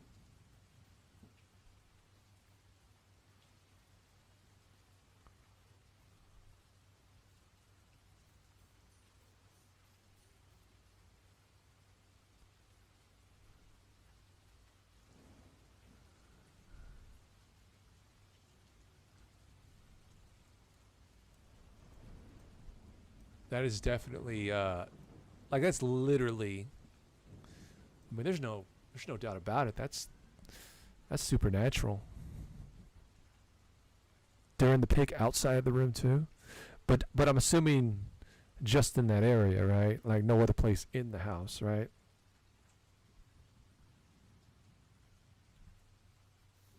No, there's no toy on the rug. That's an orb. It's the same thing as this right here. That's definitely not something on the ground, like physically on the ground, or else it wouldn't be glowing. It's underneath that shadow.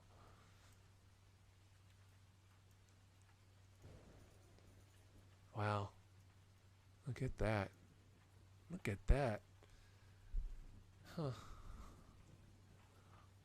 Well, I'm officially creeped out. I don't know about you guys. Yeah, here we go. Another shot here. Oh, that is my transportation guy and Joey, our medic, in the Ghost Gators mobile. Cool lighting here. I might implement that in color grading. I like it. I like it. So that's Sleepy Eric.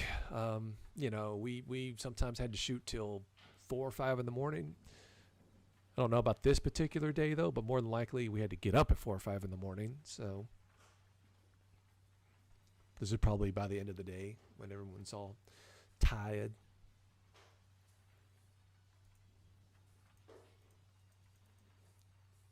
I think that's the last pick.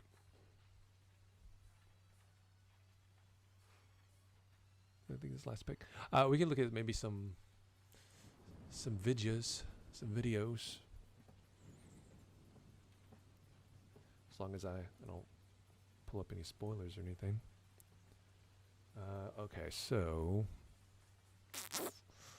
somebody asked about the rotoscoping, so I guess I'll kind of show you a little bit of that.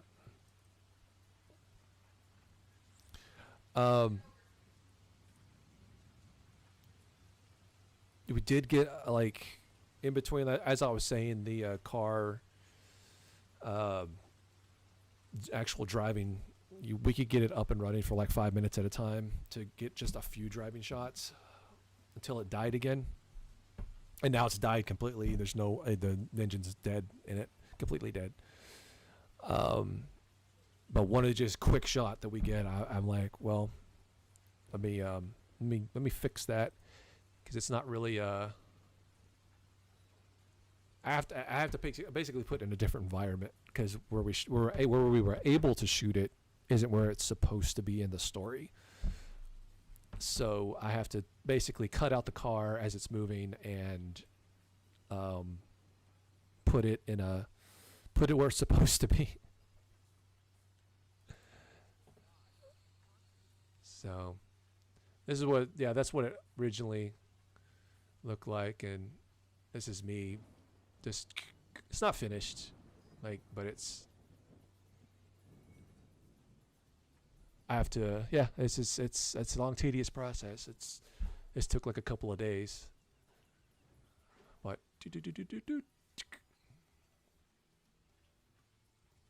This isn't the final version, but the final version is, it's all, yeah, you can't even tell. It's like it was shot where you see it right now.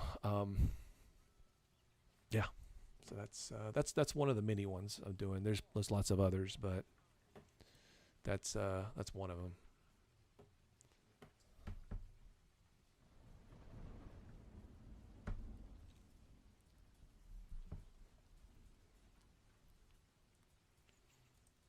It's tedious. I like it's like, I'll show you here. It's, you have to. What's wrong with these guys? Use this money to eat Whataburger in my name. We don't have them in Utah. I have been hooked ever since Metal Jesus did a favorite YouTubers below 50K video. I believe it was 2013. I can't wait for the movie and season 5 Blu-ray. Good luck on everything. Thank you, Ryan. Appreciate that. I haven't been to Whataburger in like 3 or 4 months. Sounds pretty damn good. Thank you very much. Thank you for watching. So yeah, I have to basically each one of these points and then go frame by frame by frame by frame and adjust it, and it is, yeah, it's not, I mean, it's not, I don't hate doing it, but it is tedious. And it's really easy for it to mess up and drive you crazy. You just want to pull your hair out. You want to pull every freaking hair out of your head because one little point screwed up along the way and it messed everything up in the whole sequence. So now you got to go back frame by frame and figure out what happened, and it just drives you absolutely batshit insane.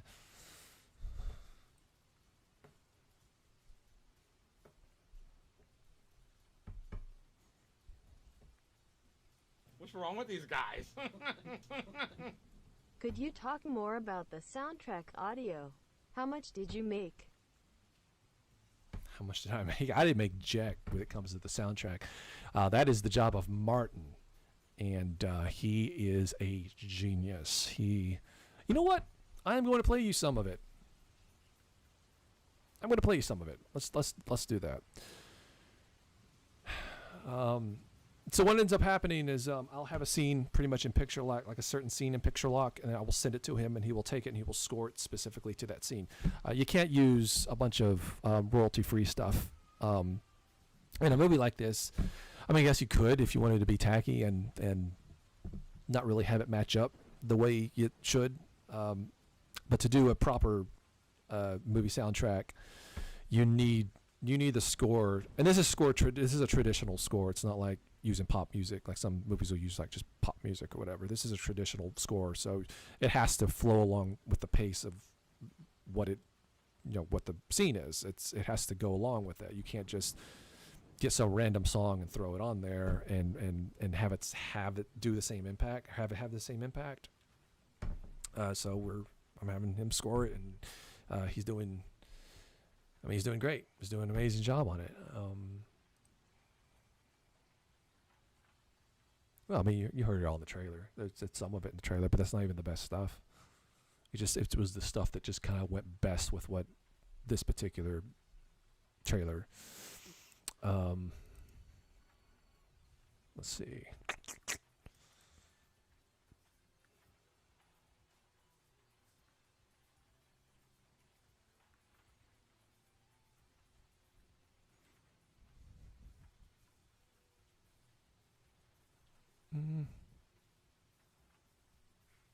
I can't get them to. I can't get these. I can't get these at the play right now. Maybe here in a minute. But yeah, it's awesome stuff. We're going to release the soundtrack on CD. Oh, we're not, but Martin may. Martin may. He all the proceeds are going to go to him. When it comes to any sort of like selling it, well, because it's his music. So I mean, why would we sell it?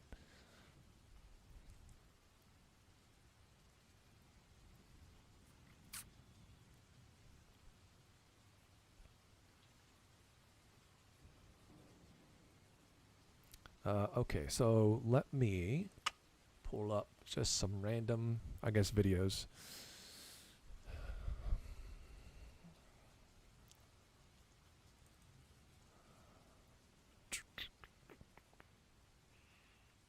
This is just some behind the scenes stuff. Honestly, I don't even know what's being said in any of these. I don't think they're going to be spoilery, but Say it again, the way you said it. You're like, oh my. yeah, just in case to give away something here. Yeah, so this was out in the woods. There's a lot of shooting that we had to do. There's Leon doing the haze effects. Each shot he had to bring in the smoke and stuff to give the atmosphere.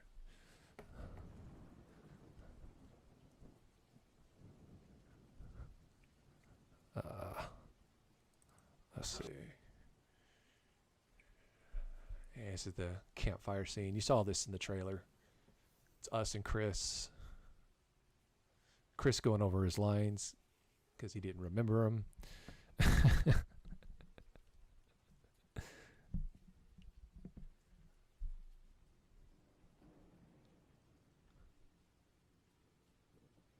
And Leon, it was Leon's job also to keep the fire consistent because you can't, because this scene was shot over the course of a few hours, so you have to have the fire look the same throughout the entire thing, or else you're going to cut back and forth. The fire's going to be like this, and then it's going to be like that, and then like this and like that. So it's just little shit like that you don't think about, but you have to have somebody that's going to do that, and you have to have somebody that's going to keep the consistent fire the same level throughout the entire shot. It's crazy. It's all these little things you don't really think about, and they end up being super important.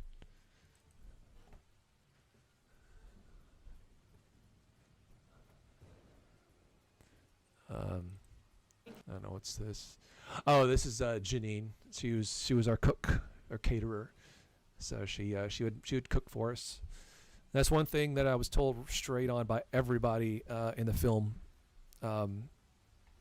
In the film business is you guys better have food for the crew to and not just like Big Macs. The crew will revolt on you, and they will not go that extra mile if you don't feed them like good. That's just one thing that a crew. It's just like basically like in a way it's like showing you give a damn when you feed them well. And if you don't feed them well, it's pretty much a slap in the face, and they're likely to not even give a shit about the project and not give it their all. So you definitely want the crew to respect you and think, know that you give a damn about them. So you take care of them. You got to take care of the crew, and the 90% of that is making sure that they get their meals. Get decent meals. Because once that lunch whistle hits, and everyone's just to the food line. It's just like that's your time to just kick back and relax and just kind of get your energy back up. John knows. John Riggs, he knows all about that. He's been on movie sets before. He knows how it is.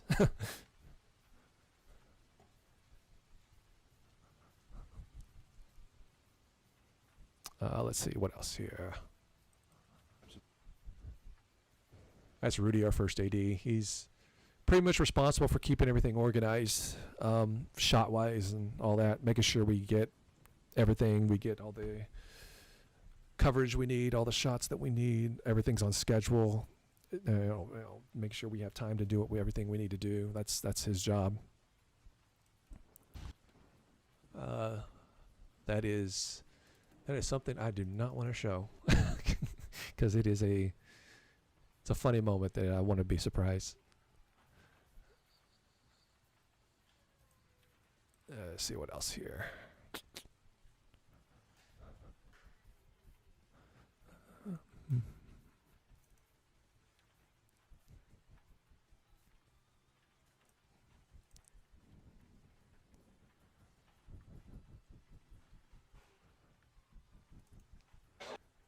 This was inside the restaurant.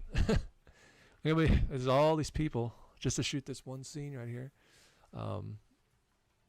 But he is on a slider, I think it is, and the shot that he's doing, it's a funny sort of zoom in horror type of shot.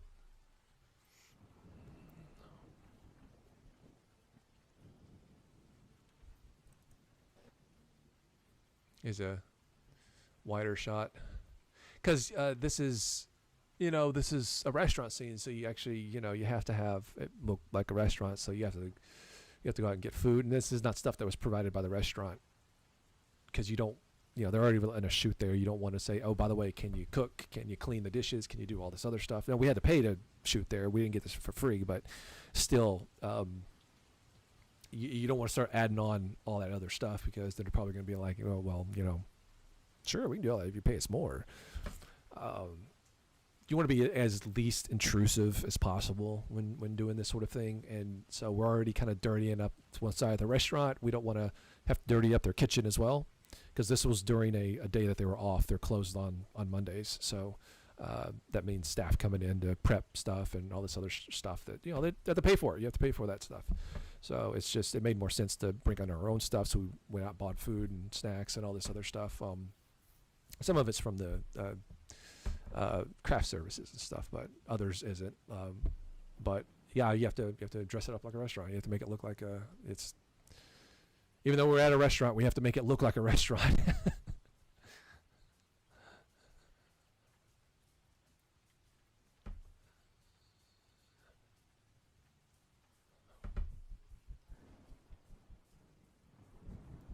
Kind of regret not coming in for a couple days to be an extra. Yeah, you should have, man. You should have.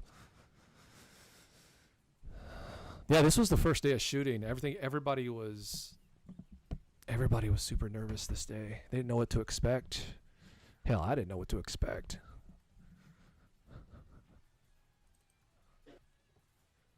That is Peter on the slider, not the rail dolly, on the slider.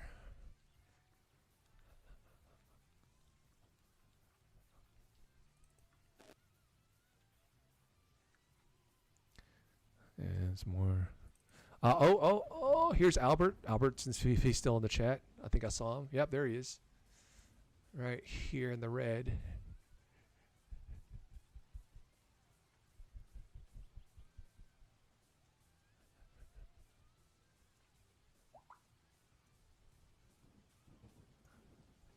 And this is Allie. She's the AC. So while he is moving physically moving the camera and keeping everything in frame and making sure the exposure stays consistent, he is. Hey, what's up, Allie? This is Allie. Oh, this is Allie. Different Allie. This is Allie. A-L-E. Over here on the far right, she is pulling focus, so she's making sure everything stays in focus while he does all the other stuff.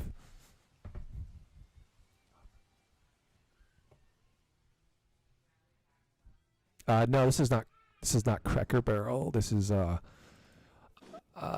Rocket Cafe near Waxahachie. This is the extras coming in. There's Albert. This is all the extras coming in. A couple featured extras too, because you can't have a restaurant scene without people in the background.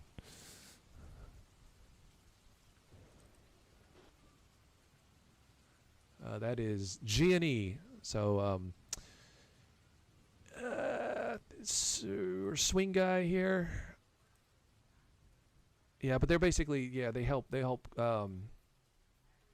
Chris with the lights because there's so much equipment, there's so much lights and stuff that have to be tore down and picked up, and people have to actually physically hold things up while shooting. Yeah, you have to have people to take care of all that.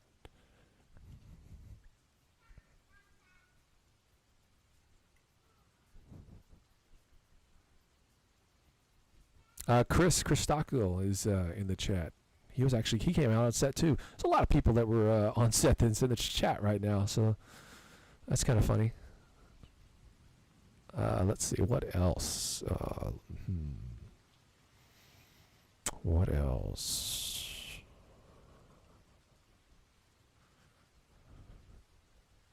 Just trying to make sure I don't, or pick clips that aren't too terribly revealing in terms of spoilery stuff. But yeah, that's Robbie, the audio guy.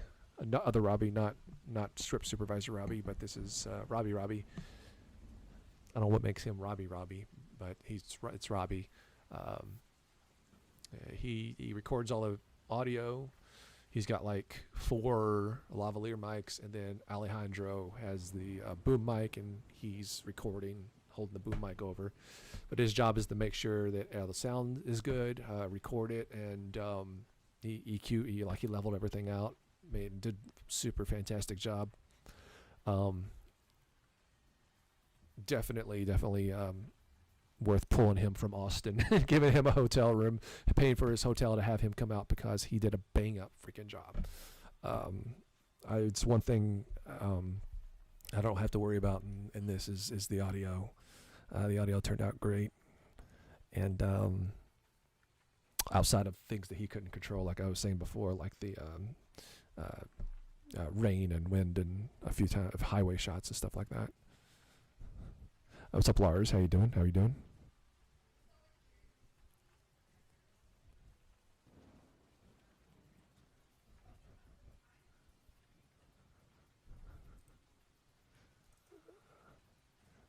Okay.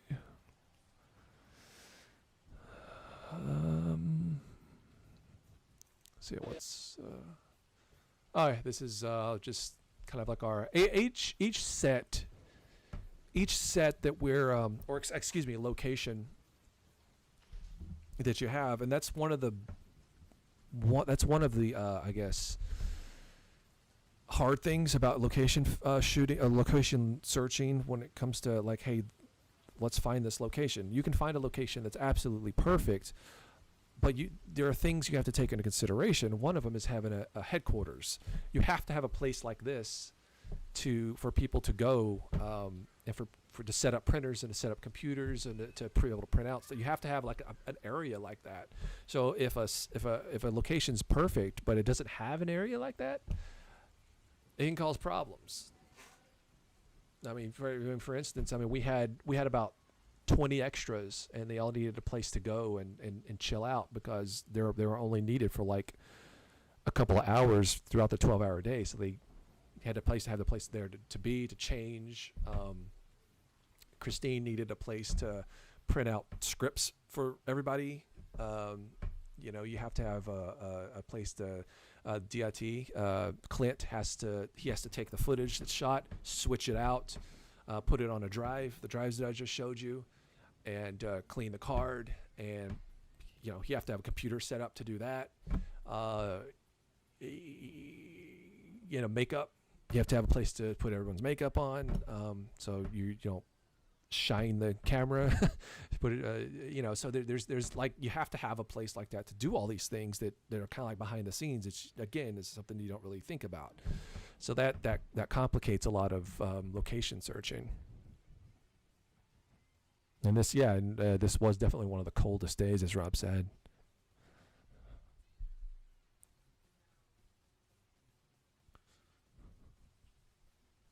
Was there areas that you needed permission to film? Like every place that we filmed we needed permission to film. This isn't run and gun. We have to set up an entire crew with giant lights and 20 cars that need to be parked somewhere. You can't just do that and just like some random spot, right? You have to get permission. So we had to pay. We paid thousands of dollars in location fees. I mean, yeah, it would have been nice to be like clerks and shoot in one location and basically work at the location, so you can basically get it for free. But no, we had to pay thousands of dollars on locations. And man, the one that installed I was talking about earlier, that installed the fire detectors, smoke detectors. I'm losing my mind. It was like $500 for just a couple hours of shooting that night. But we had no other option. And then you gotta get permits. You have to get permits, because if the cops show up, they can literally tell you to leave, to get the fuck out, and you can get tickets. It's a thing. It's up to their discretion. But do you want to take that chance? No. So, you know, we try to do things the right way, you know? We try to do everything the right way. You know, and it is what it is. So we have to, you know, get permission, pay the locations, and then get permits for every place that we shot. Every place that we shot. Now, I should say not permits for every place, because if it's like on a private property, you know, it's fine. You don't have to get a permit. It's their private property. But as soon as you start putting things like in the street or moving things into the street or even parking certain equipment into the street, then you have to get permits for all that stuff. So we had to get permits from 2 different cities.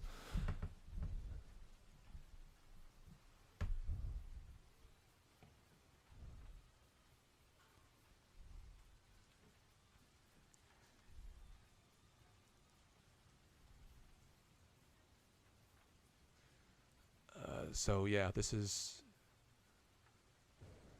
that. I'm trying to see the. I'll show you. I'm sure there's an example of the DIT station where we were able to. Yeah, I'll find it here in a minute. This is pretty cool. This is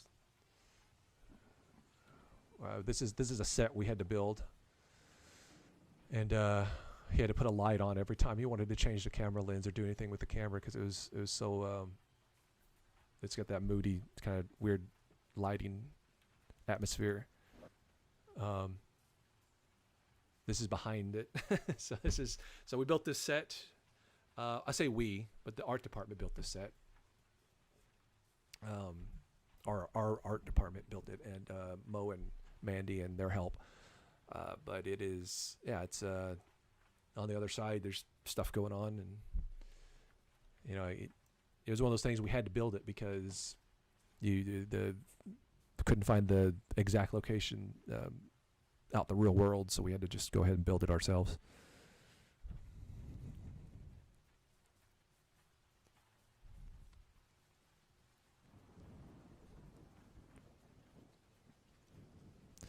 The sequel is technically the show itself. I guess, yeah, you could really, I guess, kind of say that. Yeah, for sure.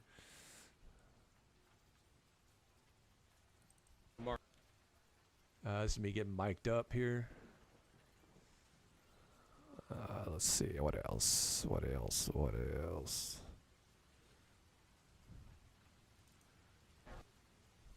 That's a pretty cool prop that they built right there. That's seen in the trailer.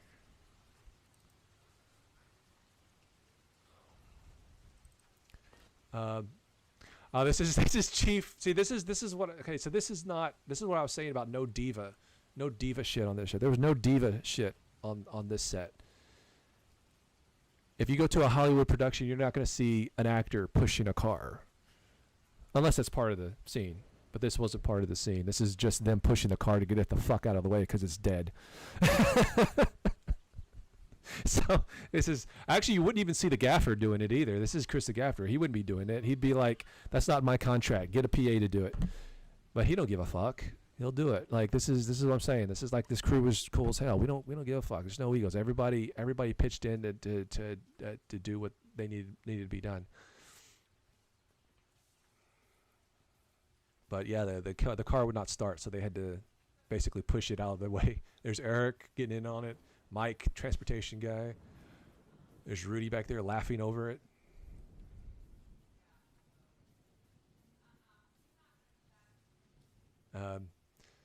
Chris apparently needs to pull his pants up. I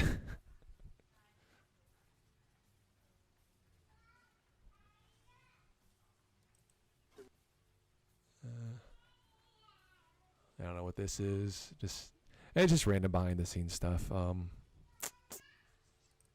This is the flea market set. Yeah, we set up a flea market. And you know, you have to, while everybody's getting their stuff set up, you know, sometimes you gotta stave off boredom. Or maybe this was during lunch, I don't know. But we had a football set, and basically when we were just trying to board or whatever, waiting for the camera department to get ready or lights to get ready or some prop to get there or lunch to be done. You know, we just kind of toss the football around. Helps me think.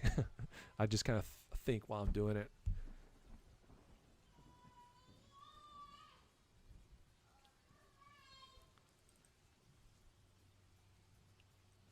Oh, is Matt still in here? There's Matt. So Matt brought games to the set. And some of the crew were like vultures. So they had to go in and see what there was. Chief had this. Chief swooped in.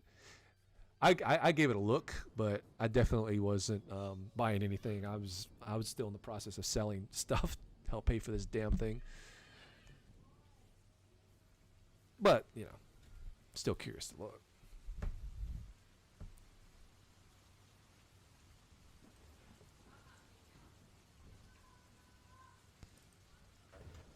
Here's me, I guess. I don't know what I'm doing here. From the thumbnail, it looked like somebody holding up the boom mic. That's why I clicked it. And then when I saw myself on there, I'm like, what's going on? Oh, that bar was a lifesaver for me. I would just hang on it and do pull-ups and then just stretch my back out because my back was killing me at the end of each day on this thing. So I would just sit there and just hang on that thing.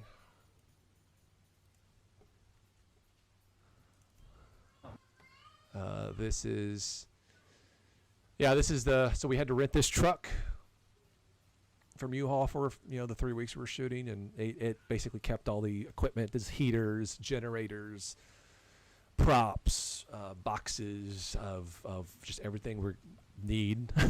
So yeah, and then also the art department would use it to haul supplies to build sets and props and all that other stuff too. This is Chris's van where he keeps all the lights and all that.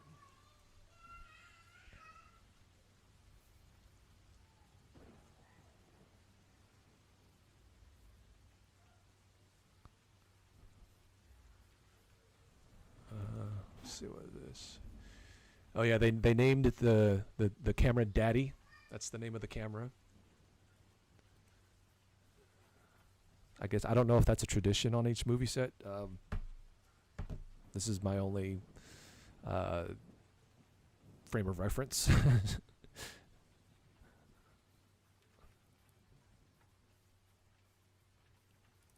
What's this? Oh yeah. Okay, so this was pretty cool. The mayor of Cedar Hill came out to check out the movie. So that's the mayor. I'm sorry, I don't remember what his name is, but he's the mayor of Cedar Hill. This is where we shot these scenes. But the city was actually working with us. They were really super excited that we were shooting a movie in Cedar Hill. So they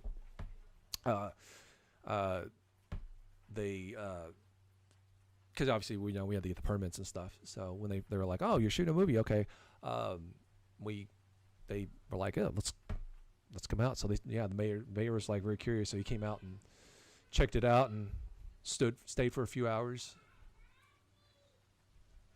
I mean, I'm sitting there like, "Wow, it's that big of a deal that the mayor has to come out? We're just shooting a stupid movie." No, it was cool though. Like it's it makes you feel legitimate for just a little bit,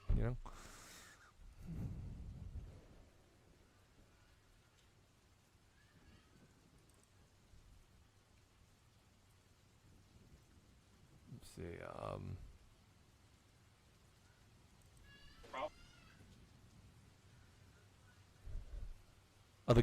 The mayor looked about to be our age, so I wouldn't be surprised if he did grow up on all this stuff anyway. So he's probably like, "Oh, movie about old games, shot in my town. I'm there." This is just random stuff from the set.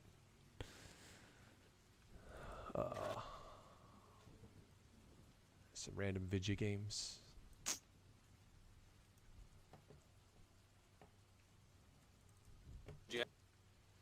This is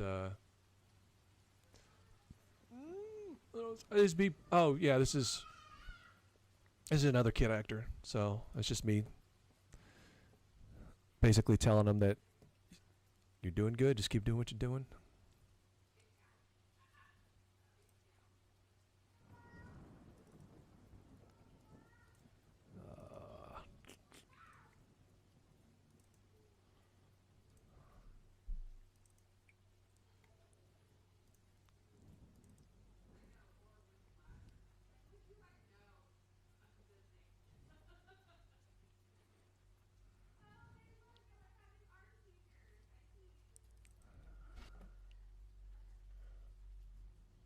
I don't know what this is.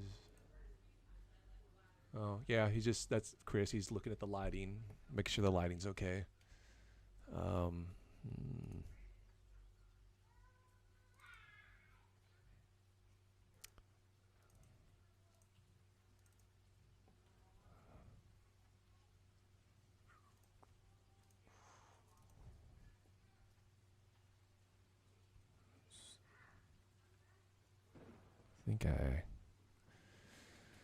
I think I pretty much showed everything from here.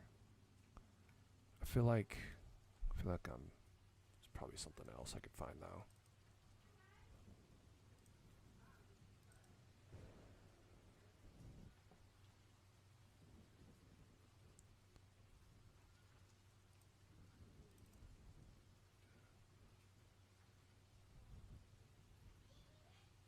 Yeah, there's one particular day, and can't seem to find it.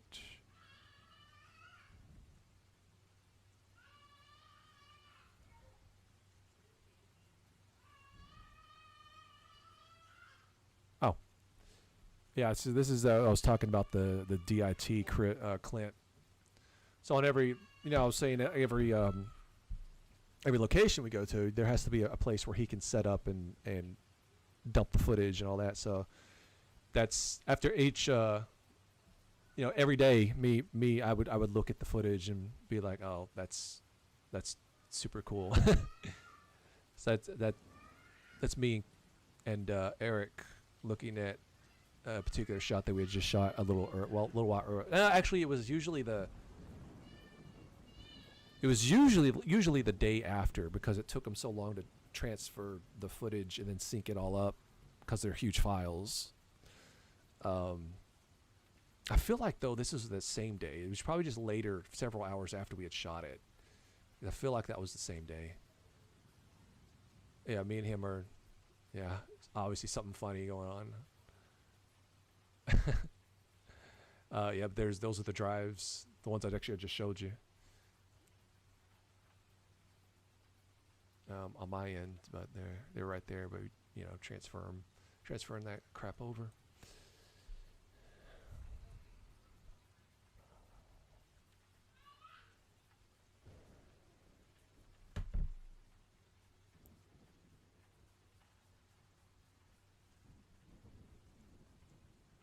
That guy looks like who looks like Jay? Who are y'all talking about?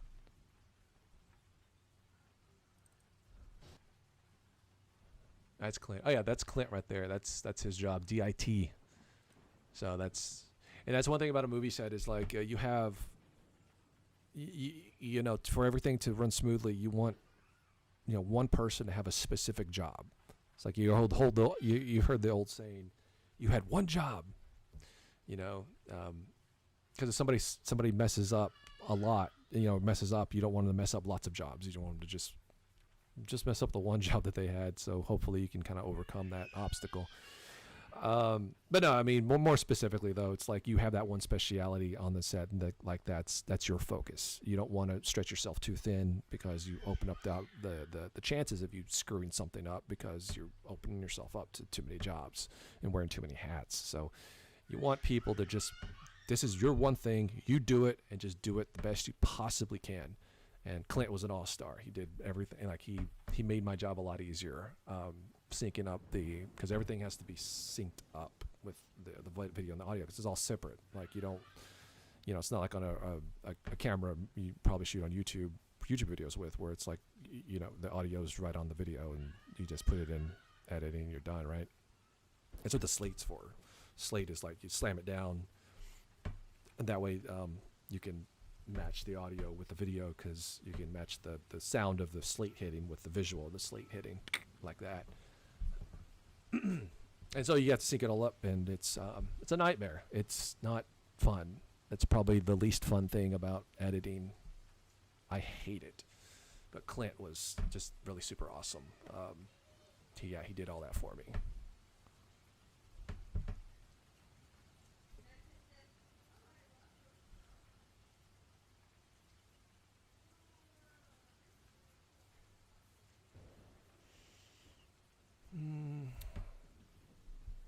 Just seeing if there's anything else here.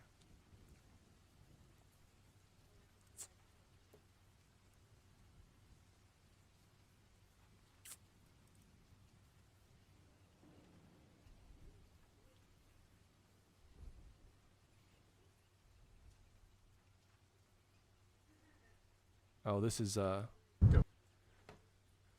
I was talking about Leon with the torches. So he was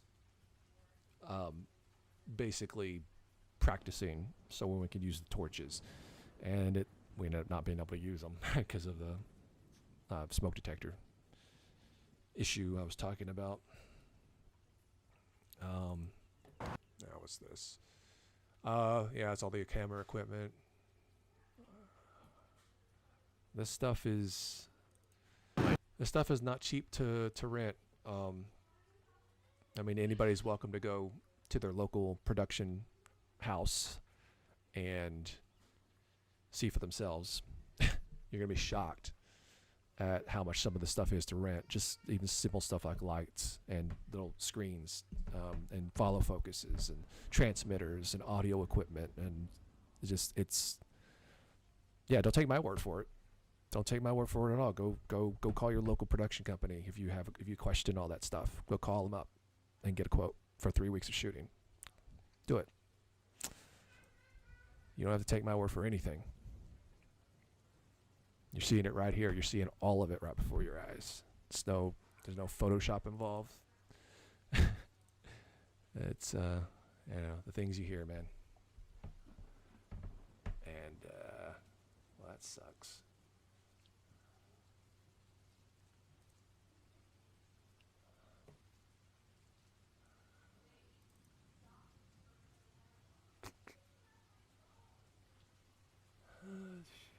I think that's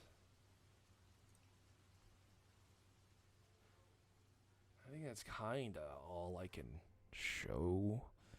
Maybe I can sift through the finished visual effects folder here and see if there's anything here.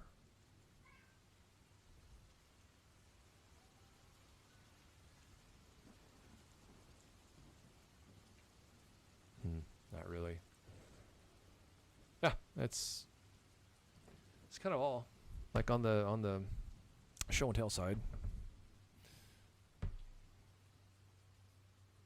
This movie was straight up a miracle. Yeah, you're right about that.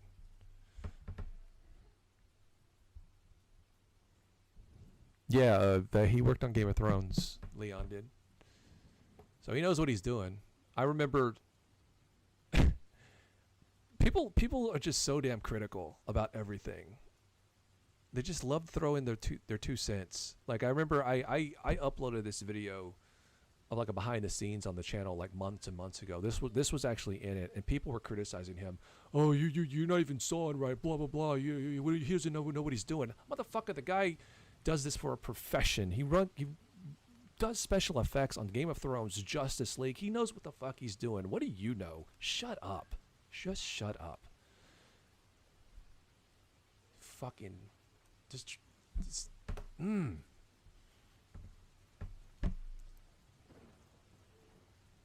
What's up, Chewin Bing Bong? I don't think I pronounced that right. Oh, did I play any of the soundtrack? I did not. Let me see if I can get it working now.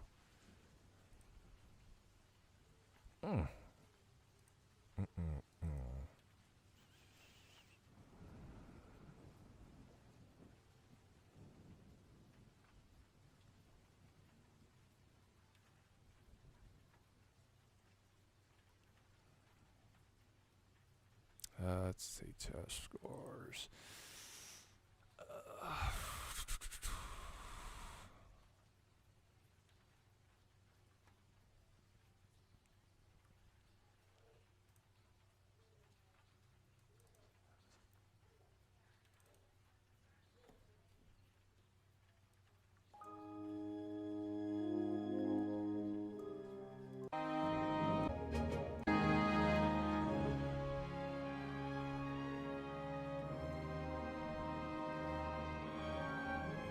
I'm assuming you can hear that.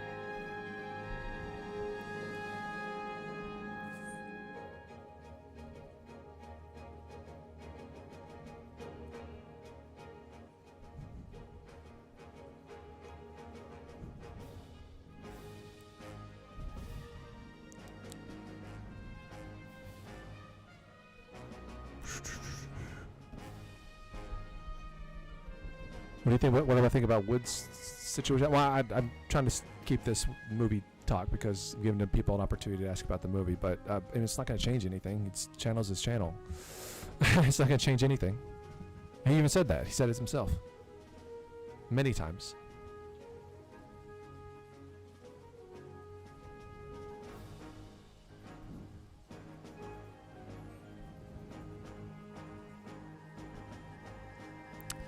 Greetings. How you doing, man?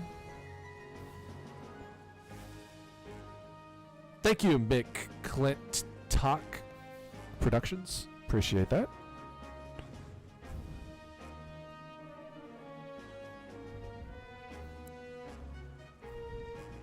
It's a really good song.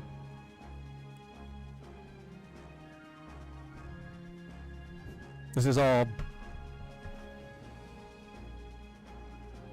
made specifically for this. It's all unique. It's new. It's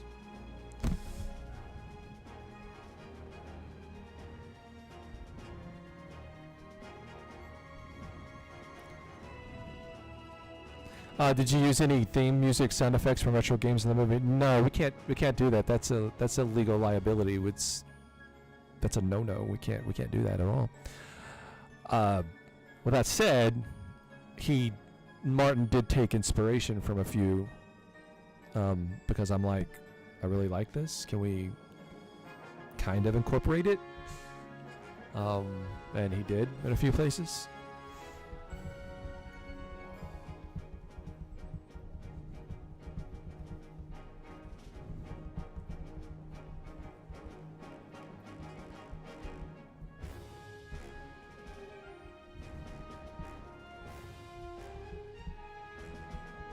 Yeah, I think it sounds amazing, and this is just one of the things so far. He's got me several things that's pretty much done.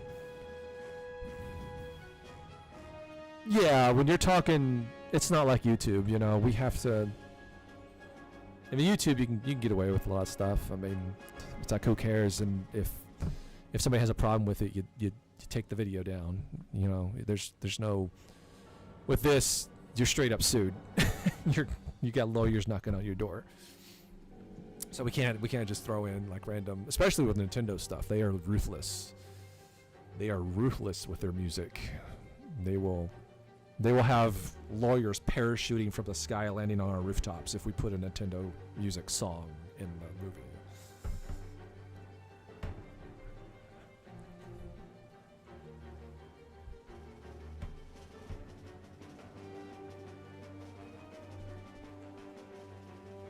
By the way, what you're hearing now is kind of like it's a score from one scene into the next. It's a I don't know what you call it. I'm not a music guy, but you're basically hearing the first part of the movie through the score right now, I should say. It's like it's all connected.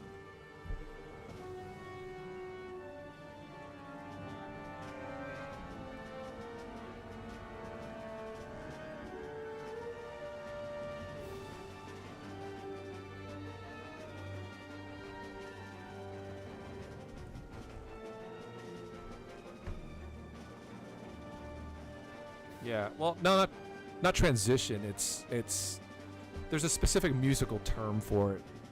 And it's slipping my mind at the moment.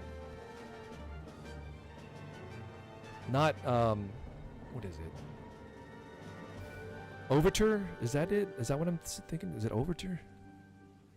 Parachuting lawyers, that needs to be in the sequel. I agree. Yeah, I definitely agree. I like this part coming up. It's very, this is the part with the kids. So it's very childlike, right?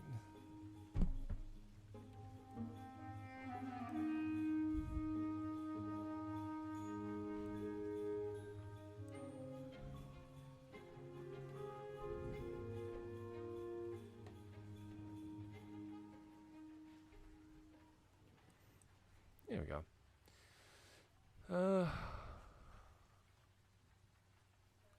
Okay, so just as a tease, this I'll play you another one here. Now this is what you just heard is a demo. It needs to be cut in some places and then maybe stretched out in a few other places, but that's generally how it's going to flow into one another. Now this one is done. 100% done. It's a scored scene. So I'm not going to tell you what it is, obviously, but it is. You're basically hearing a scored scene from the movie, and I guess you could just use your imagination as to the visuals of what's going on. I guess we'll play that game right now. That's a fun game. Play that game.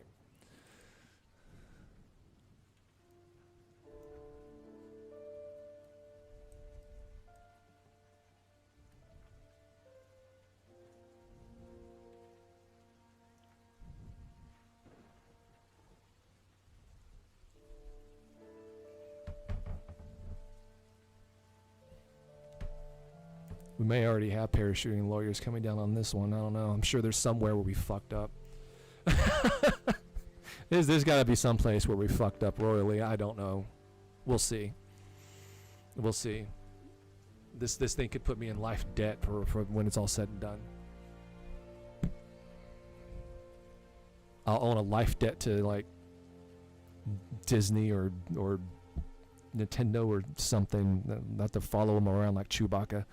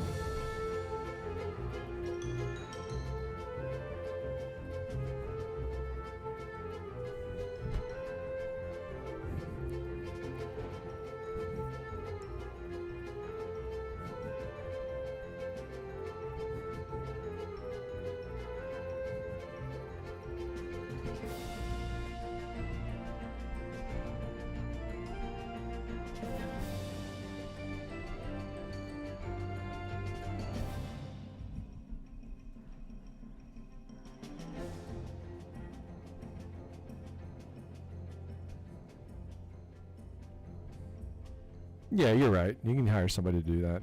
The only problem is we probably wouldn't be able to fix them.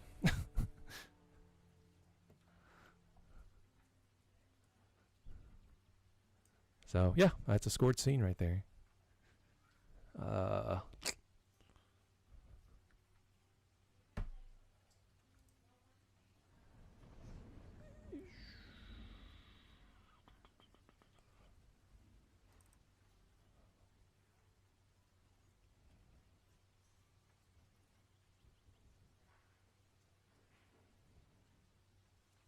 This one I really like because it's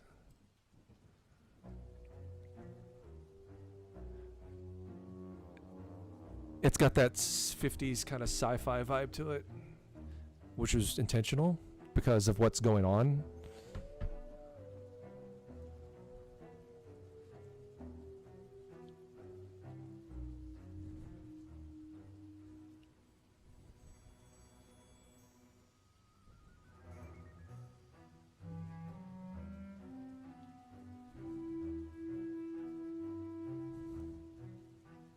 What's wrong with these guys? I guess they'll let any chode make a movie nowadays.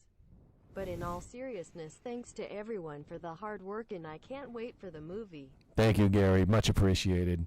Thank you very much. Don't let anyone do anything these days. Maybe for the worst.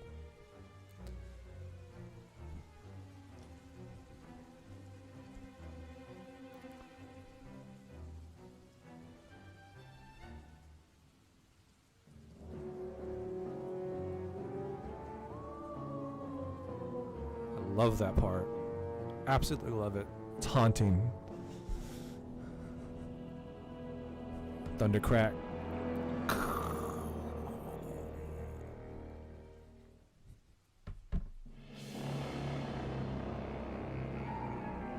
Then something really bad happens right here. There's screaming.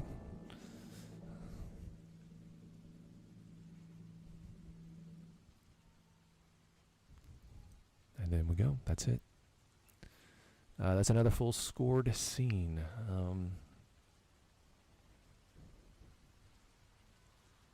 Oh, do you, Allie? You know where that's going? Do you? Like, actually, do you? It's very Danny Elfman. Well, that's the great thing about Martin is he's very good at taking inspiration. And I said from the beginning, I'm a huge Danny Elfman fan. Love it. I'll just sit there and listen to his music just while editing. Listen to it a lot while writing the script, by the way.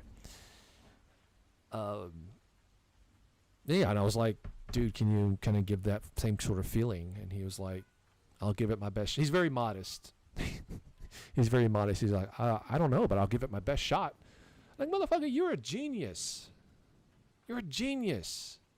And he keeps proving it every time. He'll give me something. It'll be like, blow my expectations. Like I can kind of hear things in my head, but then he'll take it to like the next level. It's crazy. He's taking some scenes that have been like just the way they are, like meh, and then inserting his soundtrack in there. It's like, oh shit, this is awesome. It's crazy, yeah, like how much the music will just lift a. It'll just lift. I mean, yeah. Think of like movies like Edward Scissorhands and Pee Wee Herman and Batman without the soundtrack. Just think about it. Think of some of the scenes without the soundtrack. It just doesn't have the same impact. They're not. I don't think they'd be as iconic. The soundtrack does so much for the movie.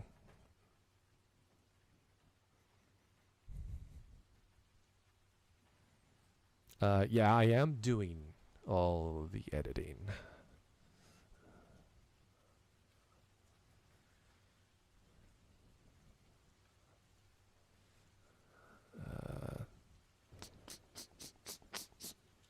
Trying to see if there's anything else here.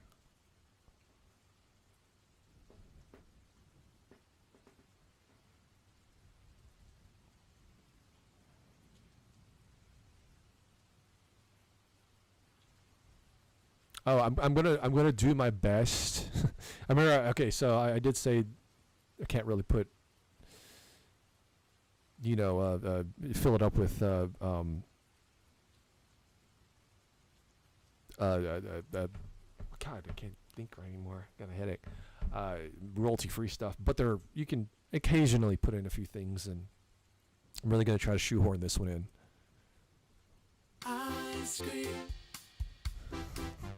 Give me ice cream with whipped cream.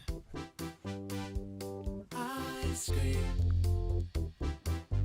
Give me ice cream with whipped cream.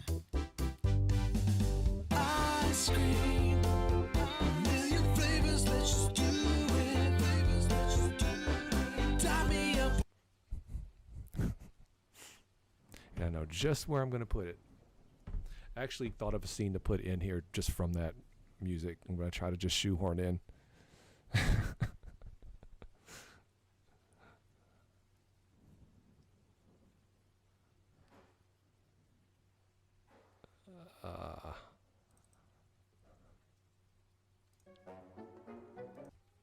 Yeah, this is more comical. This is another scored scene.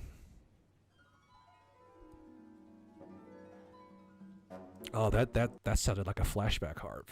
What was that? Is that what that was? Is it one of those cheesy?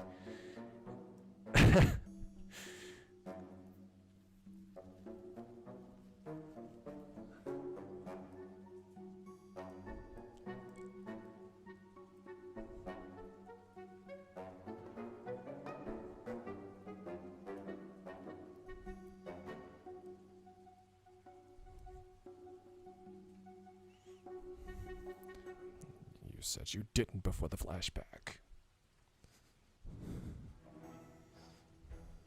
Look.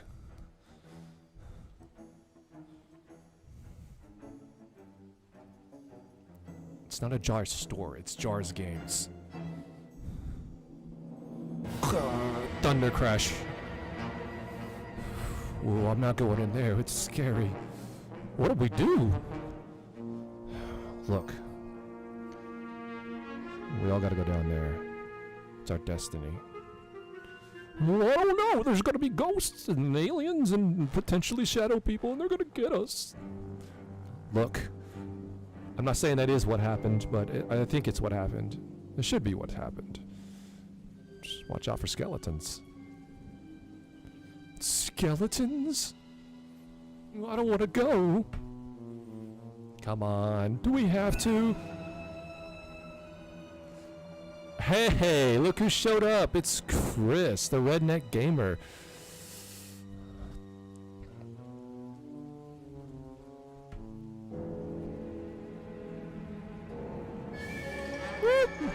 Watch out for skeletons. Skeletons?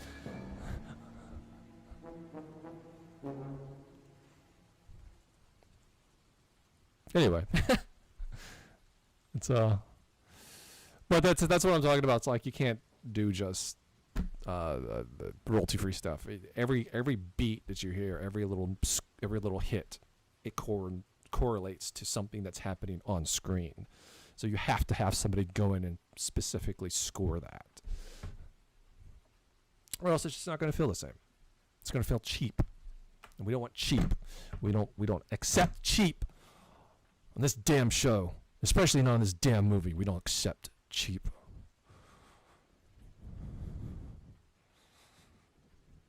Put our heart and soul into everything we do in this damn plant operation right here. Let me tell you.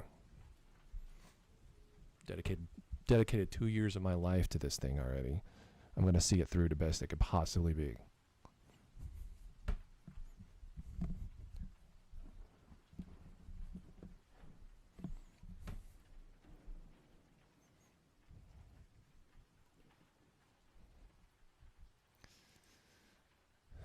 Okay. What else? What else? What else? Oh, since Chris is in the chat, maybe we can show some video of him. Let's see here. We'll go back to day 17. There's probably something I could show. There's probably something. I'll show you the part where he was trying to remember his lines.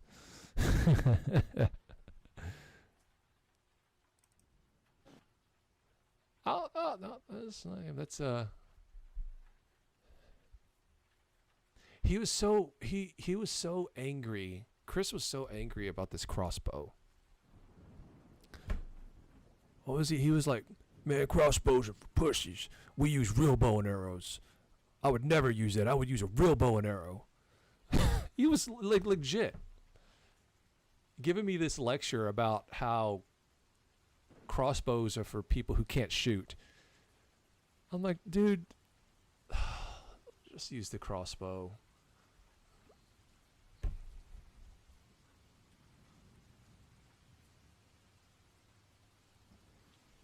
Why do I gotta do what? You're the one that said it. I mean, if that's how you feel, that's how you feel. I mean, I didn't know. I had no idea that crossbows were looked down upon or frowned upon. I had no idea. I think crossbows are awesome. Oh, compound bow. It's a compound bow.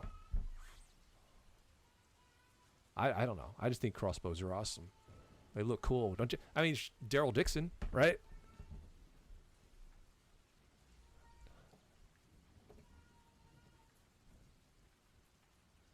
Let's see what else is in here. Yeah, this took all night to shoot all this stuff. This is the last day of shooting. I don't know if I mentioned that. This is the last day of principal photography. We're still shooting, but this principal photography. This was the last day. Yeah. I don't know what we ate this day. Soup. It was some kind of soup.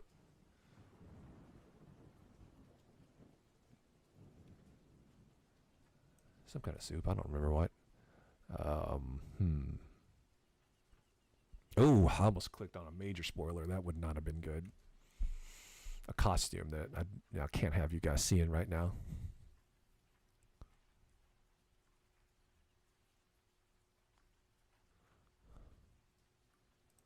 Blink. This is Leon, just doing a little behind the scenes interview.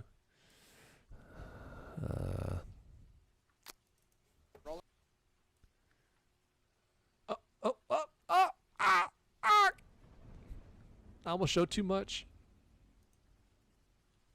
This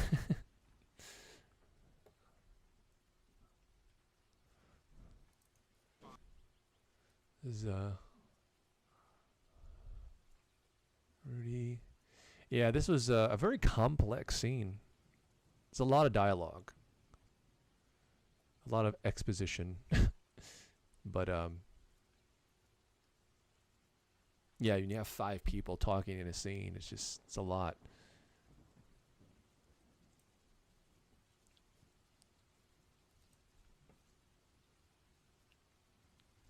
What's the hardest part with working with 8-Bit Eric? Him upstaging everyone.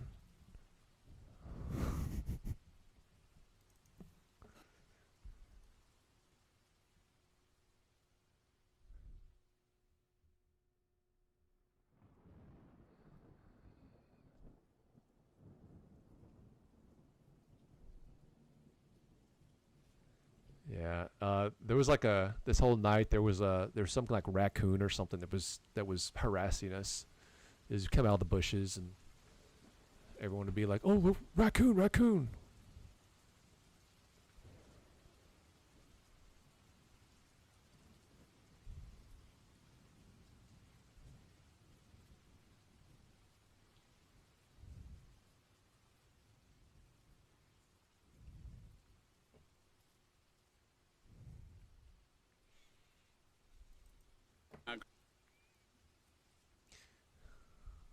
Everyone had to do a coffee order because they were so freaking cold. I mean, it was like, and here's the thing, it's like, the cold is fine. Like, I'm fine in the cold. Just put a jacket on and you're good to go. The problem is that during the entire 3-week shoot, the temperature varied so much. When we first started shooting, we had to kind of decide, look, you either have to wear a jacket in the movie or not wear a jacket in the movie. For continuity, right? Eric and Chief decided to go with no jacket because there were plenty of days that we shot where it was hot. You didn't want to wear a jacket. If you were outside wearing a jacket, it was hot. You'd be sweating. But then that means that once we shoot on a day that's cold, well, you can't wear a jacket because you hadn't been wearing a jacket at any of the other times. So it's like you got to pick which one you're going to do, right? And on this particular day, they were kind of regretting the fact that they chose to go the movie without a jacket because now the temperature had dropped like a lot. I believe this night it was probably damn close to freezing, maybe like 38 to 40, something like that. And they have to walk around in T-shirts because the rest of the movie they were in T-shirts. Now, granted, they could wear a jacket in between takes and stuff, but they during a take. They're just having to do everything they can to not be like while they're saying their lines.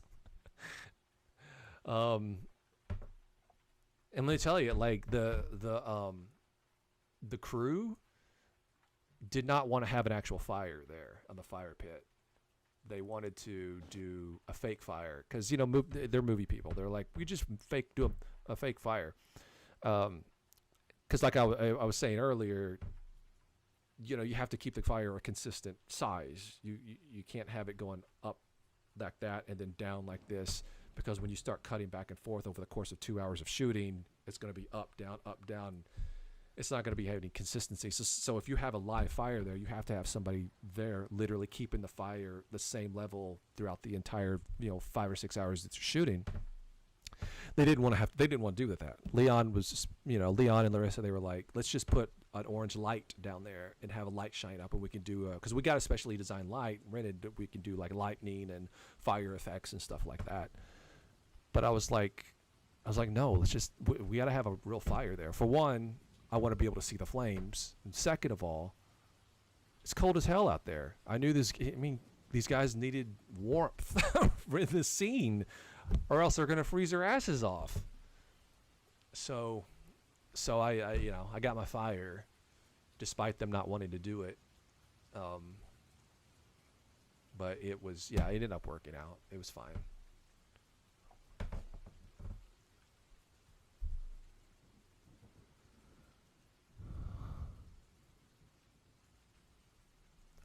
This is definitely the coldest night. It was just miserable. It's hard to keep.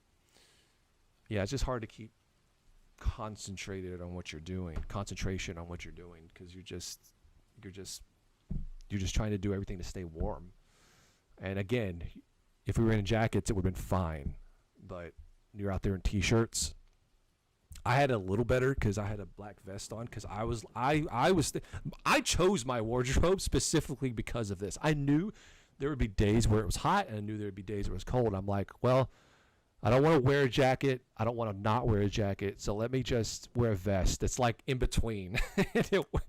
So I was actually literally thinking ahead with all that stuff. And it worked out. Like there was still cold on these days because my arms was cold as fuck.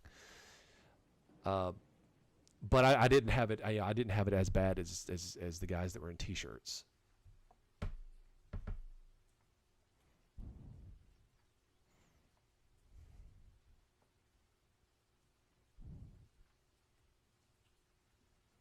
Yeah, I remember we were in the forest and we definitely heard some Sasquatch, for sure.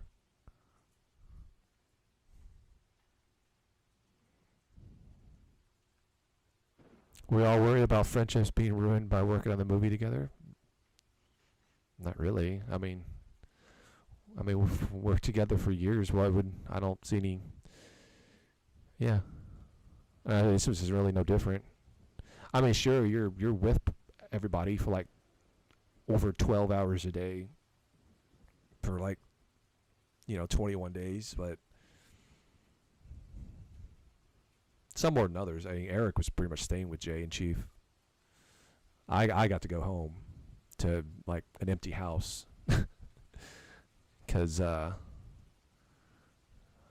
just worked out better for me. Not an empty house. Like Dave stayed with me a little bit, but the wife is staying with her parents with the kid because it became too difficult to be like, I come home at like 4, 5, 6 in the morning, wake everybody up, and then can't get the kid back to sleep, and it just, and because there are some days you're shooting like way late at night, and some days early in the morning, and in the middle of the day. It's like there's no, you're just in and out with like no, it's just varies so differently. So it was just, and plus somebody had to babysit, so it was just like made more sense just to stay there for a few weeks, and then so I was able to have Dave and Scott, who helped produce the movie, was staying with me as well. But in terms of like, no, there was no reason to think that anyone was going to hate each other after it.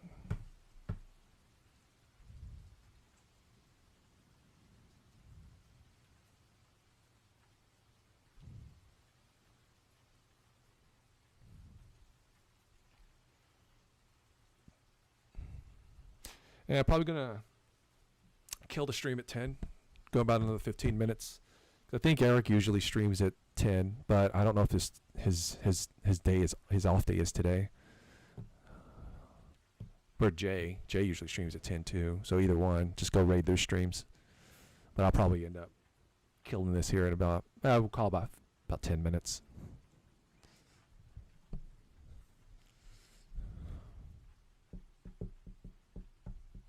But yeah, feel free to, inundate me with your questions. before that time of departure arrives, because that's what this is for.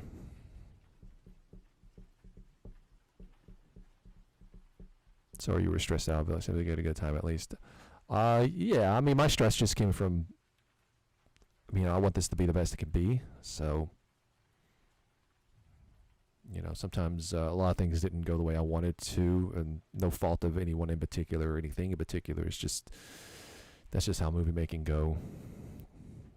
Especially when you're low budget like we are, where you can't really, when things go wrong, you can't really, you have to put a Band-Aid on it. You can't just fix it like some of the big studios can. You just have to work around and, just do the best you can.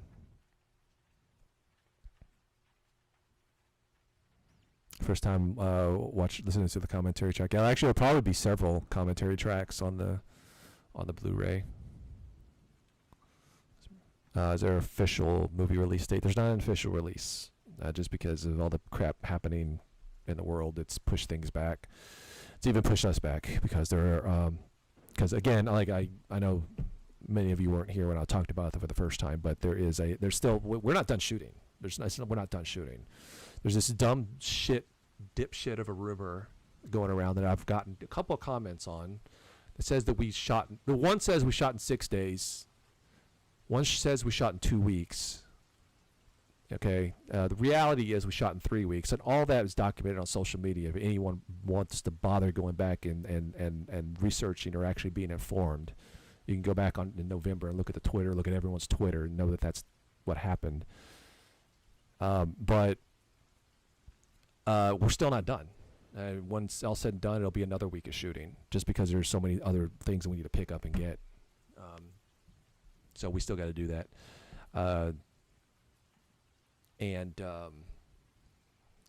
But obviously with the pandemic and stuff, the plan was to do that in the spring, and that plan got flushed down the toilet because of things that look, the film industry got shut down here. Nobody was going to go out. Like, I wouldn't have mind going out and getting a few things myself, but we need all the actors there. We need some crew.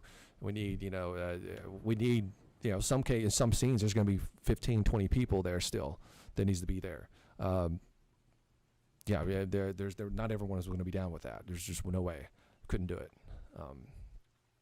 So just scrap it, and then once everything is able to go up and running again, we'll do it, which is getting close. I'm thinking July. I think I'll give it one more month for everything to kind of just, for the Texas heat to kill everything off, and then we'll get rolling on it, which is going to suck because when this stuff was initially shot, it was in November and everyone was wearing jackets. So guess what? You're going to be in 100-degree heat having to wear jackets now. That sucks. So Allie, if you're watching, you're not going to be the makeup girl, but you will be the person with the sponge getting the sweat off of everybody's forehead. That's going to be your job. I'm not going to really worry about makeup. Most of it's outside anyway. It's whatever. I mean, if you want to, it's up to you.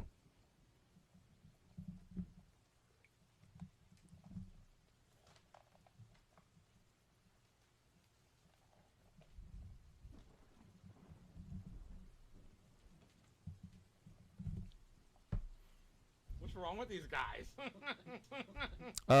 Well, thank you, James. Appreciate that.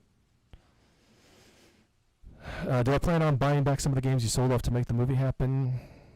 If I see them super cheap, but I doubt. I mean, one of them is Samson, so I'm not going to see that for anything but what I'm willing to pay. If I find it $10 at a flea market, yeah.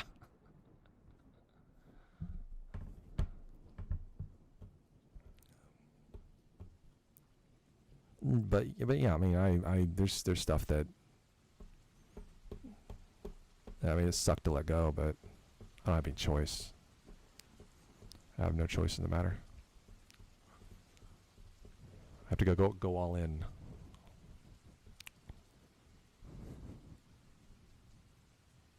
What's the best way we can support you as fans? I mean, yeah, just dude, keep watching.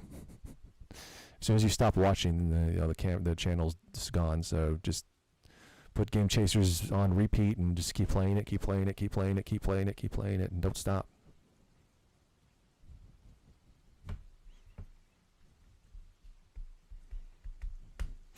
Well, I mean, I'm not sure people are going to want to wear makeup in 90 degree, 95, 97, 90, 100 degree heat. It depends. Certain people, sure. They're definitely going to have sunscreen. No nuts. You won't stream. Chris won't stream. Is Chris going to be the only one streaming? You go raid Chris.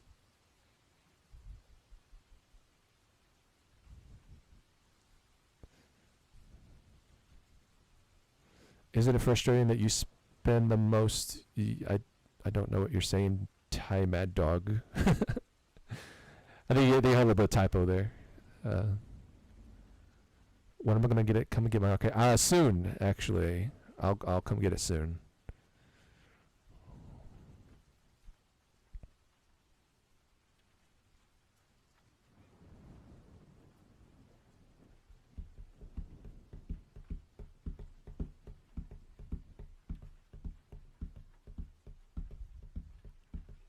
Chris won't stream. He doesn't have the nuts.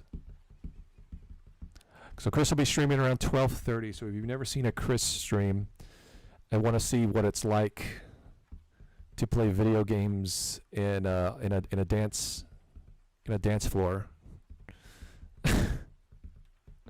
or in the Blade Runner set, then yeah, you can check that out.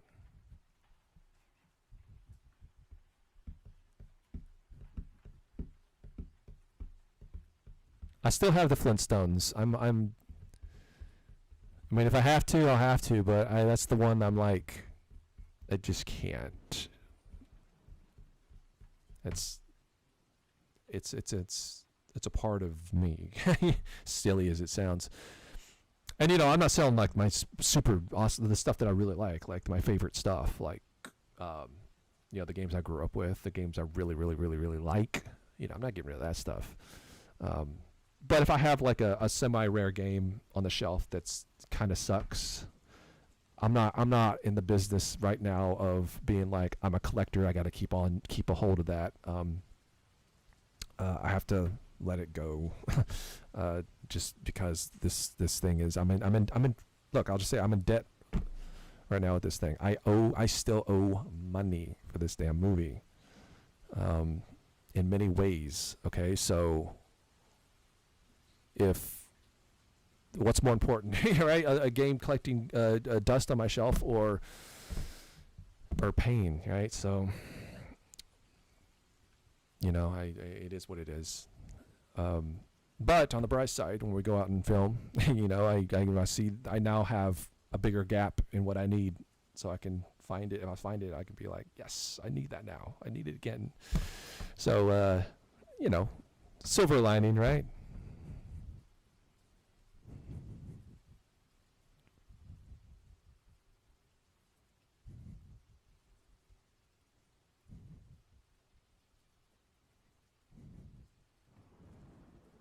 No, it's part of the show. Well, I'm not.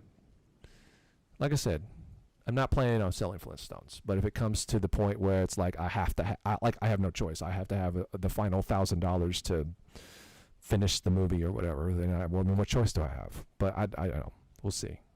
No, I'm in no hurry. It's gonna be a last resort. Last resort.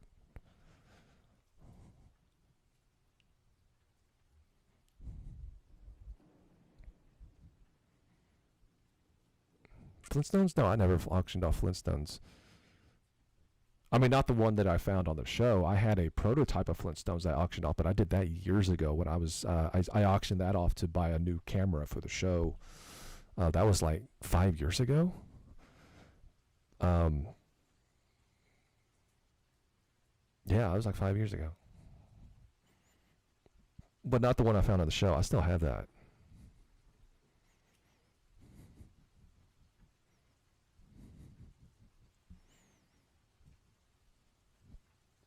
Knowing what you know about YouTube, would you do anything different about the, yeah, I do a lot. I don't really want to go into a huge spiel right now about all that stuff, but yeah, YouTube isn't made for old guys like us anymore who produce a show, once a month about looking for retro video games. It's not about that. It's about YouTube. It's about what gets the clicks of the drama.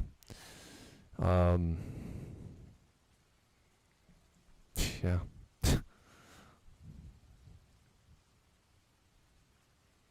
It is what it is. Like, I don't know. I'm not going to change.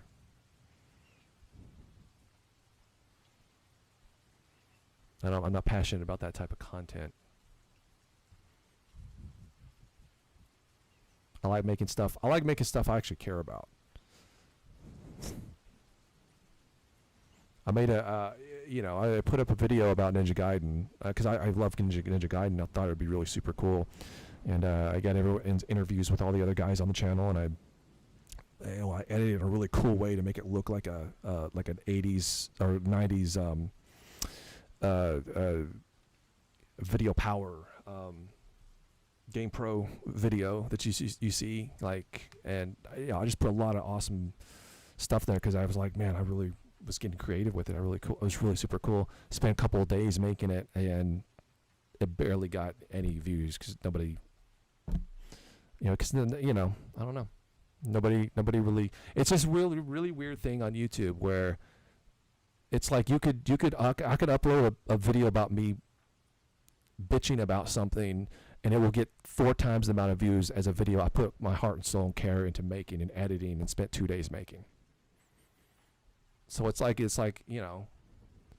so it puts in your head, it's like you when you're sitting there making something like that and you're spending 2 days making it, you're like, is this even gonna, like, people are gonna watch this? Why even bother? Just upload a video about me complaining about some other YouTuber. Just upload a video about me, just I don't know. That's just what gets the views nowadays. Nobody gives a damn about actual good, probably if you're in this chat you do because you're here, but there are tons that, so many that don't.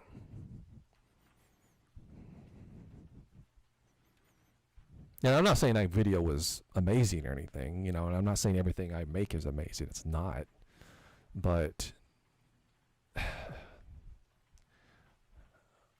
don't know, it's just that, I actually give a damn about the things I make. I actually care about my work and what I put out. So it's I don't like, yeah. There have been so many videos that's like, this is what the YouTubers are doing now. I need to put this out. I mean, I need to talk about this. This is what this is what being a YouTuber is. I'll put it up and I'll be like, that's not me. That's not me. That's garbage. And then I'll unlist it. I'll be like, F this. What am I doing? What am I doing? Just be yourself.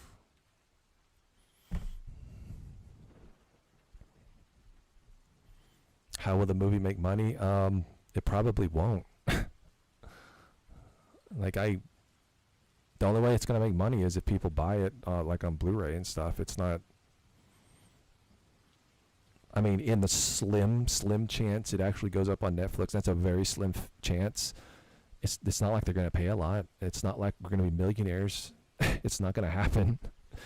It's going to get maybe enough to maybe, get me out of the hole, and that's about it. It's because there's just so much out there, and that's a huge if that's probably more than likely not going to happen, 99% not going to happen. So the only way this thing's going to make money is if, like, people buy it on Blu-ray or buy it digitally or, a direct. And that's the great thing about, doing it the way we did it with Kickstarter is we're literally pre-selling it or selling it directly to the consumer, you guys.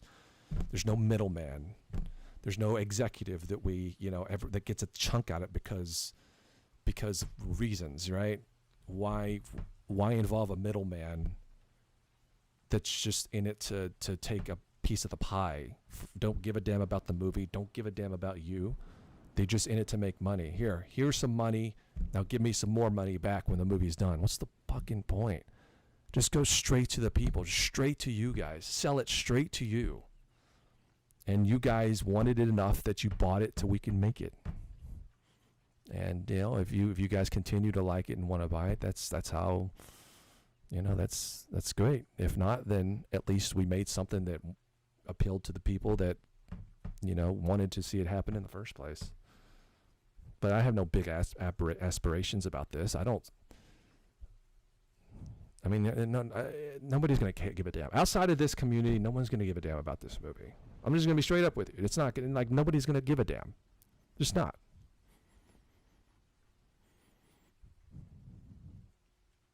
You guys care because you're Game Chasers fans. And I knew that going into this. We're not making something that's going to be distributed by Fox or something. It's or Hulu this is just straight for you guys. And if it happens to be awesome and you guys want to see more, then maybe it'll springboard into something bigger. We can go even bigger and grander next time. If not, then hey, it was still a cool, super cool experience. Not everyone can say they did it. Either way, it's you're getting exactly what you paid for. So but I don't see this as any sort of. But I'm a realist. I'm not a pie in the sky kind of guy. I'm a realist, and it's just the appeal for something like this isn't exactly widespread. It's for people who have grown an appreciation for the show, or love for the show. It's for that.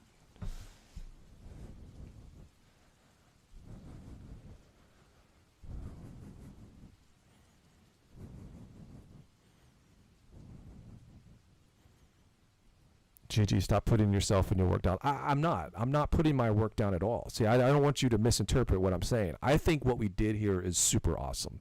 And I'm going to toot my own horn. I love it. And I'm proud of it. But it doesn't change the fact that it's for a niche group of people. I made something that you guys would love. I didn't make something that the world is going to love. Okay? So I don't want you to think that I'm being humble or something and eating some humble pie and putting myself down. I'm not. I think this is awesome. I look at this every day and I'm like, wow, we did this. We did this. This is fucking cool. But reality is reality.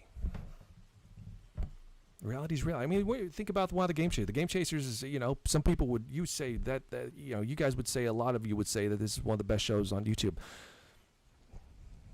We get like one or two extra. We get 2 subs a day.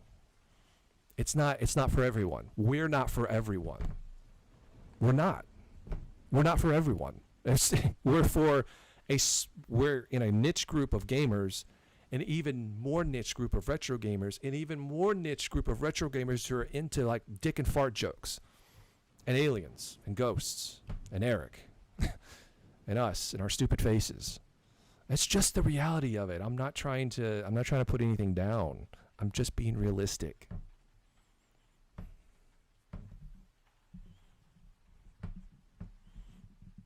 You're right, Robbie. I 100% believe there are a lot of people out there that could potentially connect with the movie for sure. I just don't think it's going to be widespread. And that's just my opinion. That's my opinion. I could be wrong. I could be 100% wrong about that.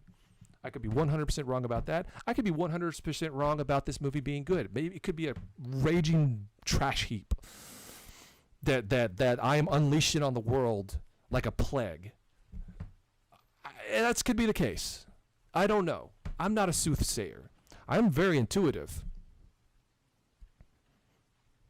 So I'm borderline psychic, honestly. I can read minds pretty well. I could read emotions pretty well. I pick up on things, very subtle things. I have dreams that come true, often.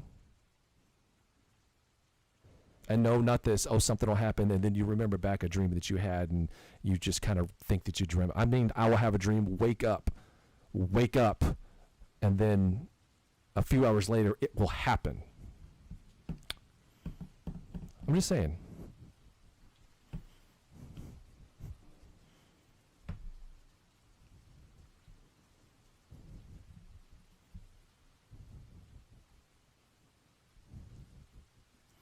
Somebody block Schaefer from the channel because he's a piece of shit. You're not going to come in here and insult our fans like that, you dick shit. You fucking moron. Block him. And shut him the hell up. You don't come in. You can come in here and insult me all you want, but you're not going to insult our fans.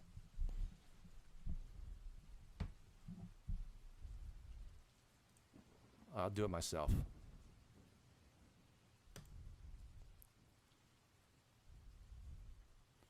Talk to the void now, you stupid ass.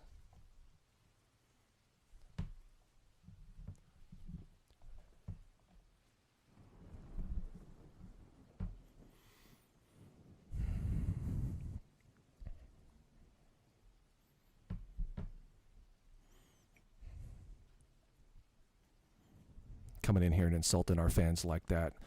Like how pathetic is your life that you're going to sit there and waste your time, your precious minutes on this earth, coming into a chat and insulting a bunch of people? Fuck you.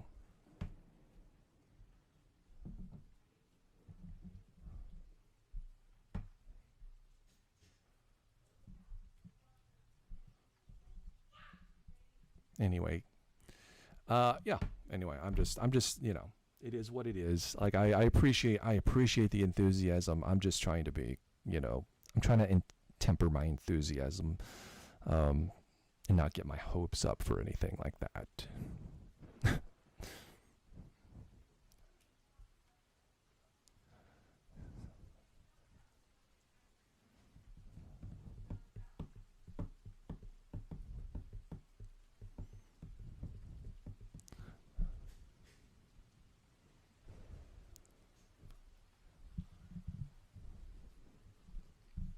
Anyway, okay.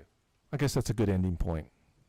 So I'm going to shut off the stream. Oh, well, Patrick, thank you for the $1 and 1 cent. I appreciate that.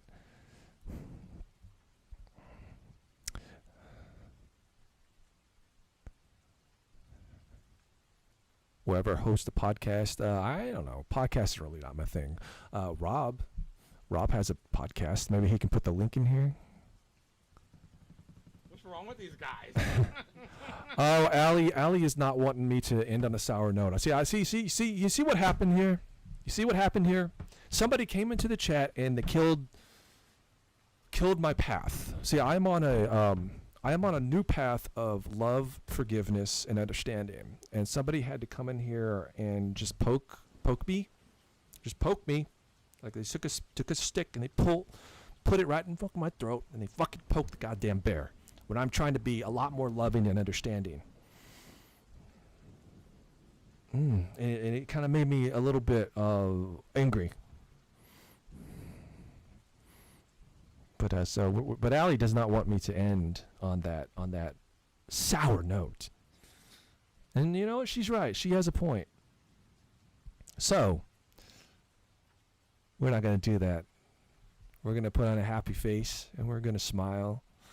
And we're going to be loving, and we're going to be understanding, and we're going to give everyone a virtual hug, because you guys, no, seriously, you guys, you know, you guys are what matter, not the one occasional moron that comes in here.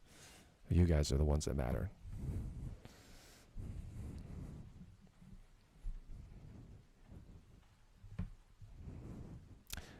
Okay, so what did she want to say? What did she want to see? Donata, tell us your favorite thing that happened on set. Oh, my favorite thing that happened on set. That is, you know, I get asked that so many times, and it's so hard to come up with an answer. It's so hard to come up with an answer. My favorite thing. Okay, well.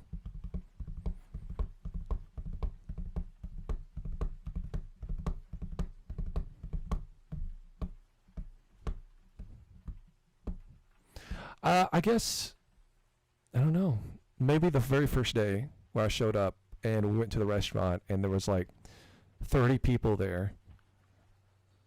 And it was like 5 in the morning or something, 4 in the morning. Actually, I think it was 4 in the morning. I woke in there and I walk in and I'm like, I was fashionably late, by the way, by like 3 minutes. It wasn't too fashionable about it though. It was just because I had diarrhea and I had to stop at a gas station before the set, before the show call time. Anyway, I showed up and I see all these people like ants, like busy bees, taking equipment and moving lights and rehearsing lines and doing all this stuff. And I'm like, I walk in and I'm like, holy shit, this is happening. This is a thing. What the fuck did I get myself into? What's wrong with these guys? Thanks for the year's worth of videos and enjoyment. Thank you, Nightwheel. Much appreciated.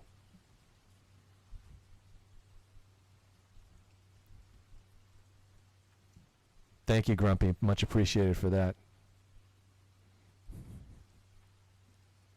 No Atari ST freestyle tonight.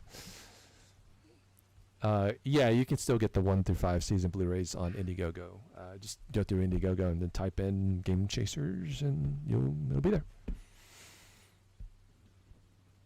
Yeah, I was walked in that first day. I'm like,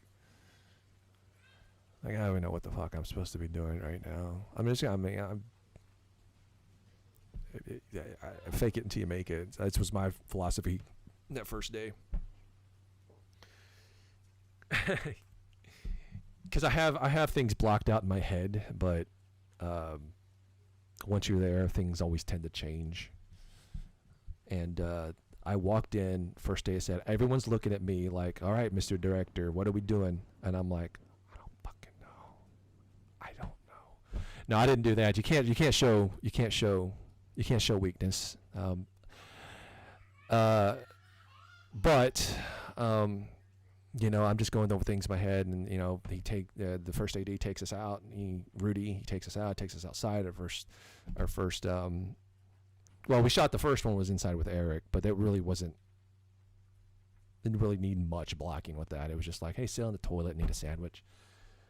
The first major scene that needed blocked out, we go outside, and immediately Rudy turns to me. He's the first AD. He turns to me and he goes, all right, so what's happening here? What are we doing? And I'm like, all right, so we're going out. And it was literally just fucking fake it till you make it. Like, I was so in over my head that first day. I'm like, my God, I've directed, like, things, like, but small scale, nothing this magnitude, especially nothing that I've been in. And I'm like, I'm going over in my head, and I'm like, I really hope what I'm saying out loud is gelling with what I have in my head right now. And fortunately enough, it turned out. It worked out. But yeah, I was scared out of my mind. But you can't show it. You can't show it, because once you do that, everyone kind of loses their confidence in you. So you gotta put on a face like you know what the hell you're talking about. Even if you're wrong, you just allow them to say, hey, we need to you're wrong. You don't look indecisive. That's the biggest no-no. Just don't look indecisive. You have to say something, make a decision, say something. It's better to be wrong and have them be like, well, actually, because that happens all the time. On a movie set. But you cannot be like indecisive and not know what not say anything. You can't be there and scratch your head and be like, well, we could do this, or I don't know, maybe we should. You can't do that. You cannot do that. And I felt bad. Like, I felt like, oh shit, what the fuck? What am I doing? Like, I don't belong here. But then you kept funny enough. Like a couple of weeks ago, I watched this Steven Spielberg documentary on HBO Max. This new HBO Max thing they got out, and he was saying the same thing. He was like, yeah, some days I just go and I don't know what the fuck I'm doing. And I'm like, oh, good. I feel better now. I feel better now. If Steven Spielberg, the best director in the entire world, can go in some days and not know what the fuck he's doing, then surely that means I'm okay with going in and not knowing what the hell I'm doing. Not every day, but it happens.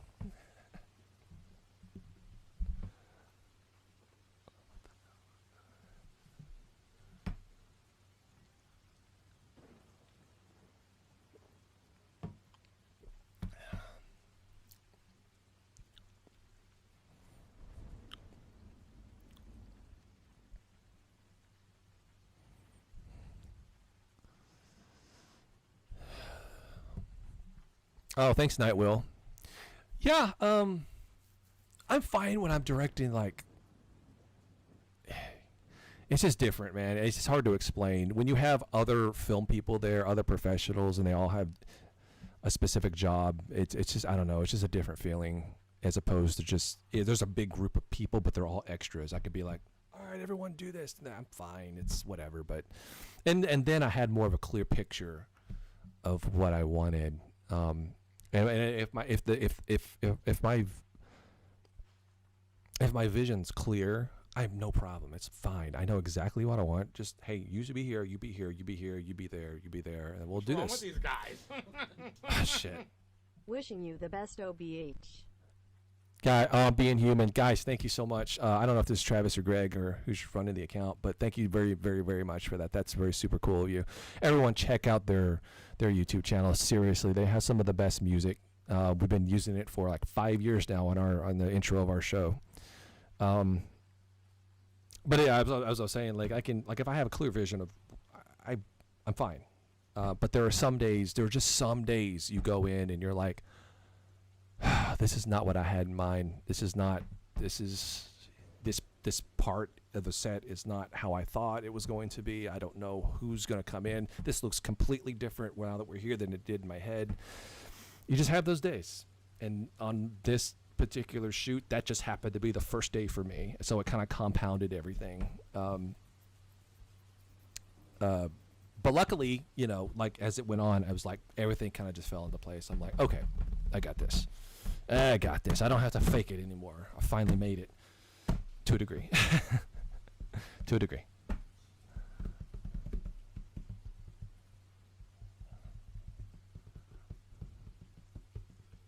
That's cool, man. That's cool, Studded Zombie. Just, keep at it, dude. Keep at it. That's really cool to hear, man. Let me see who's streaming.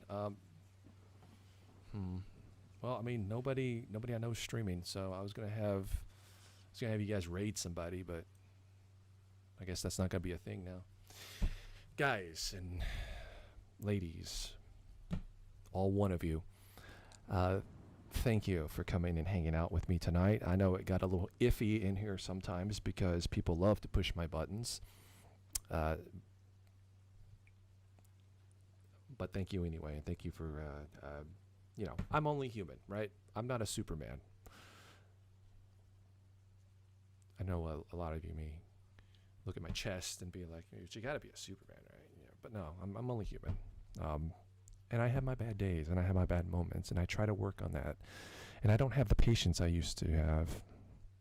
Sometimes I get impatient with people. None of you guys, because you guys are awesome.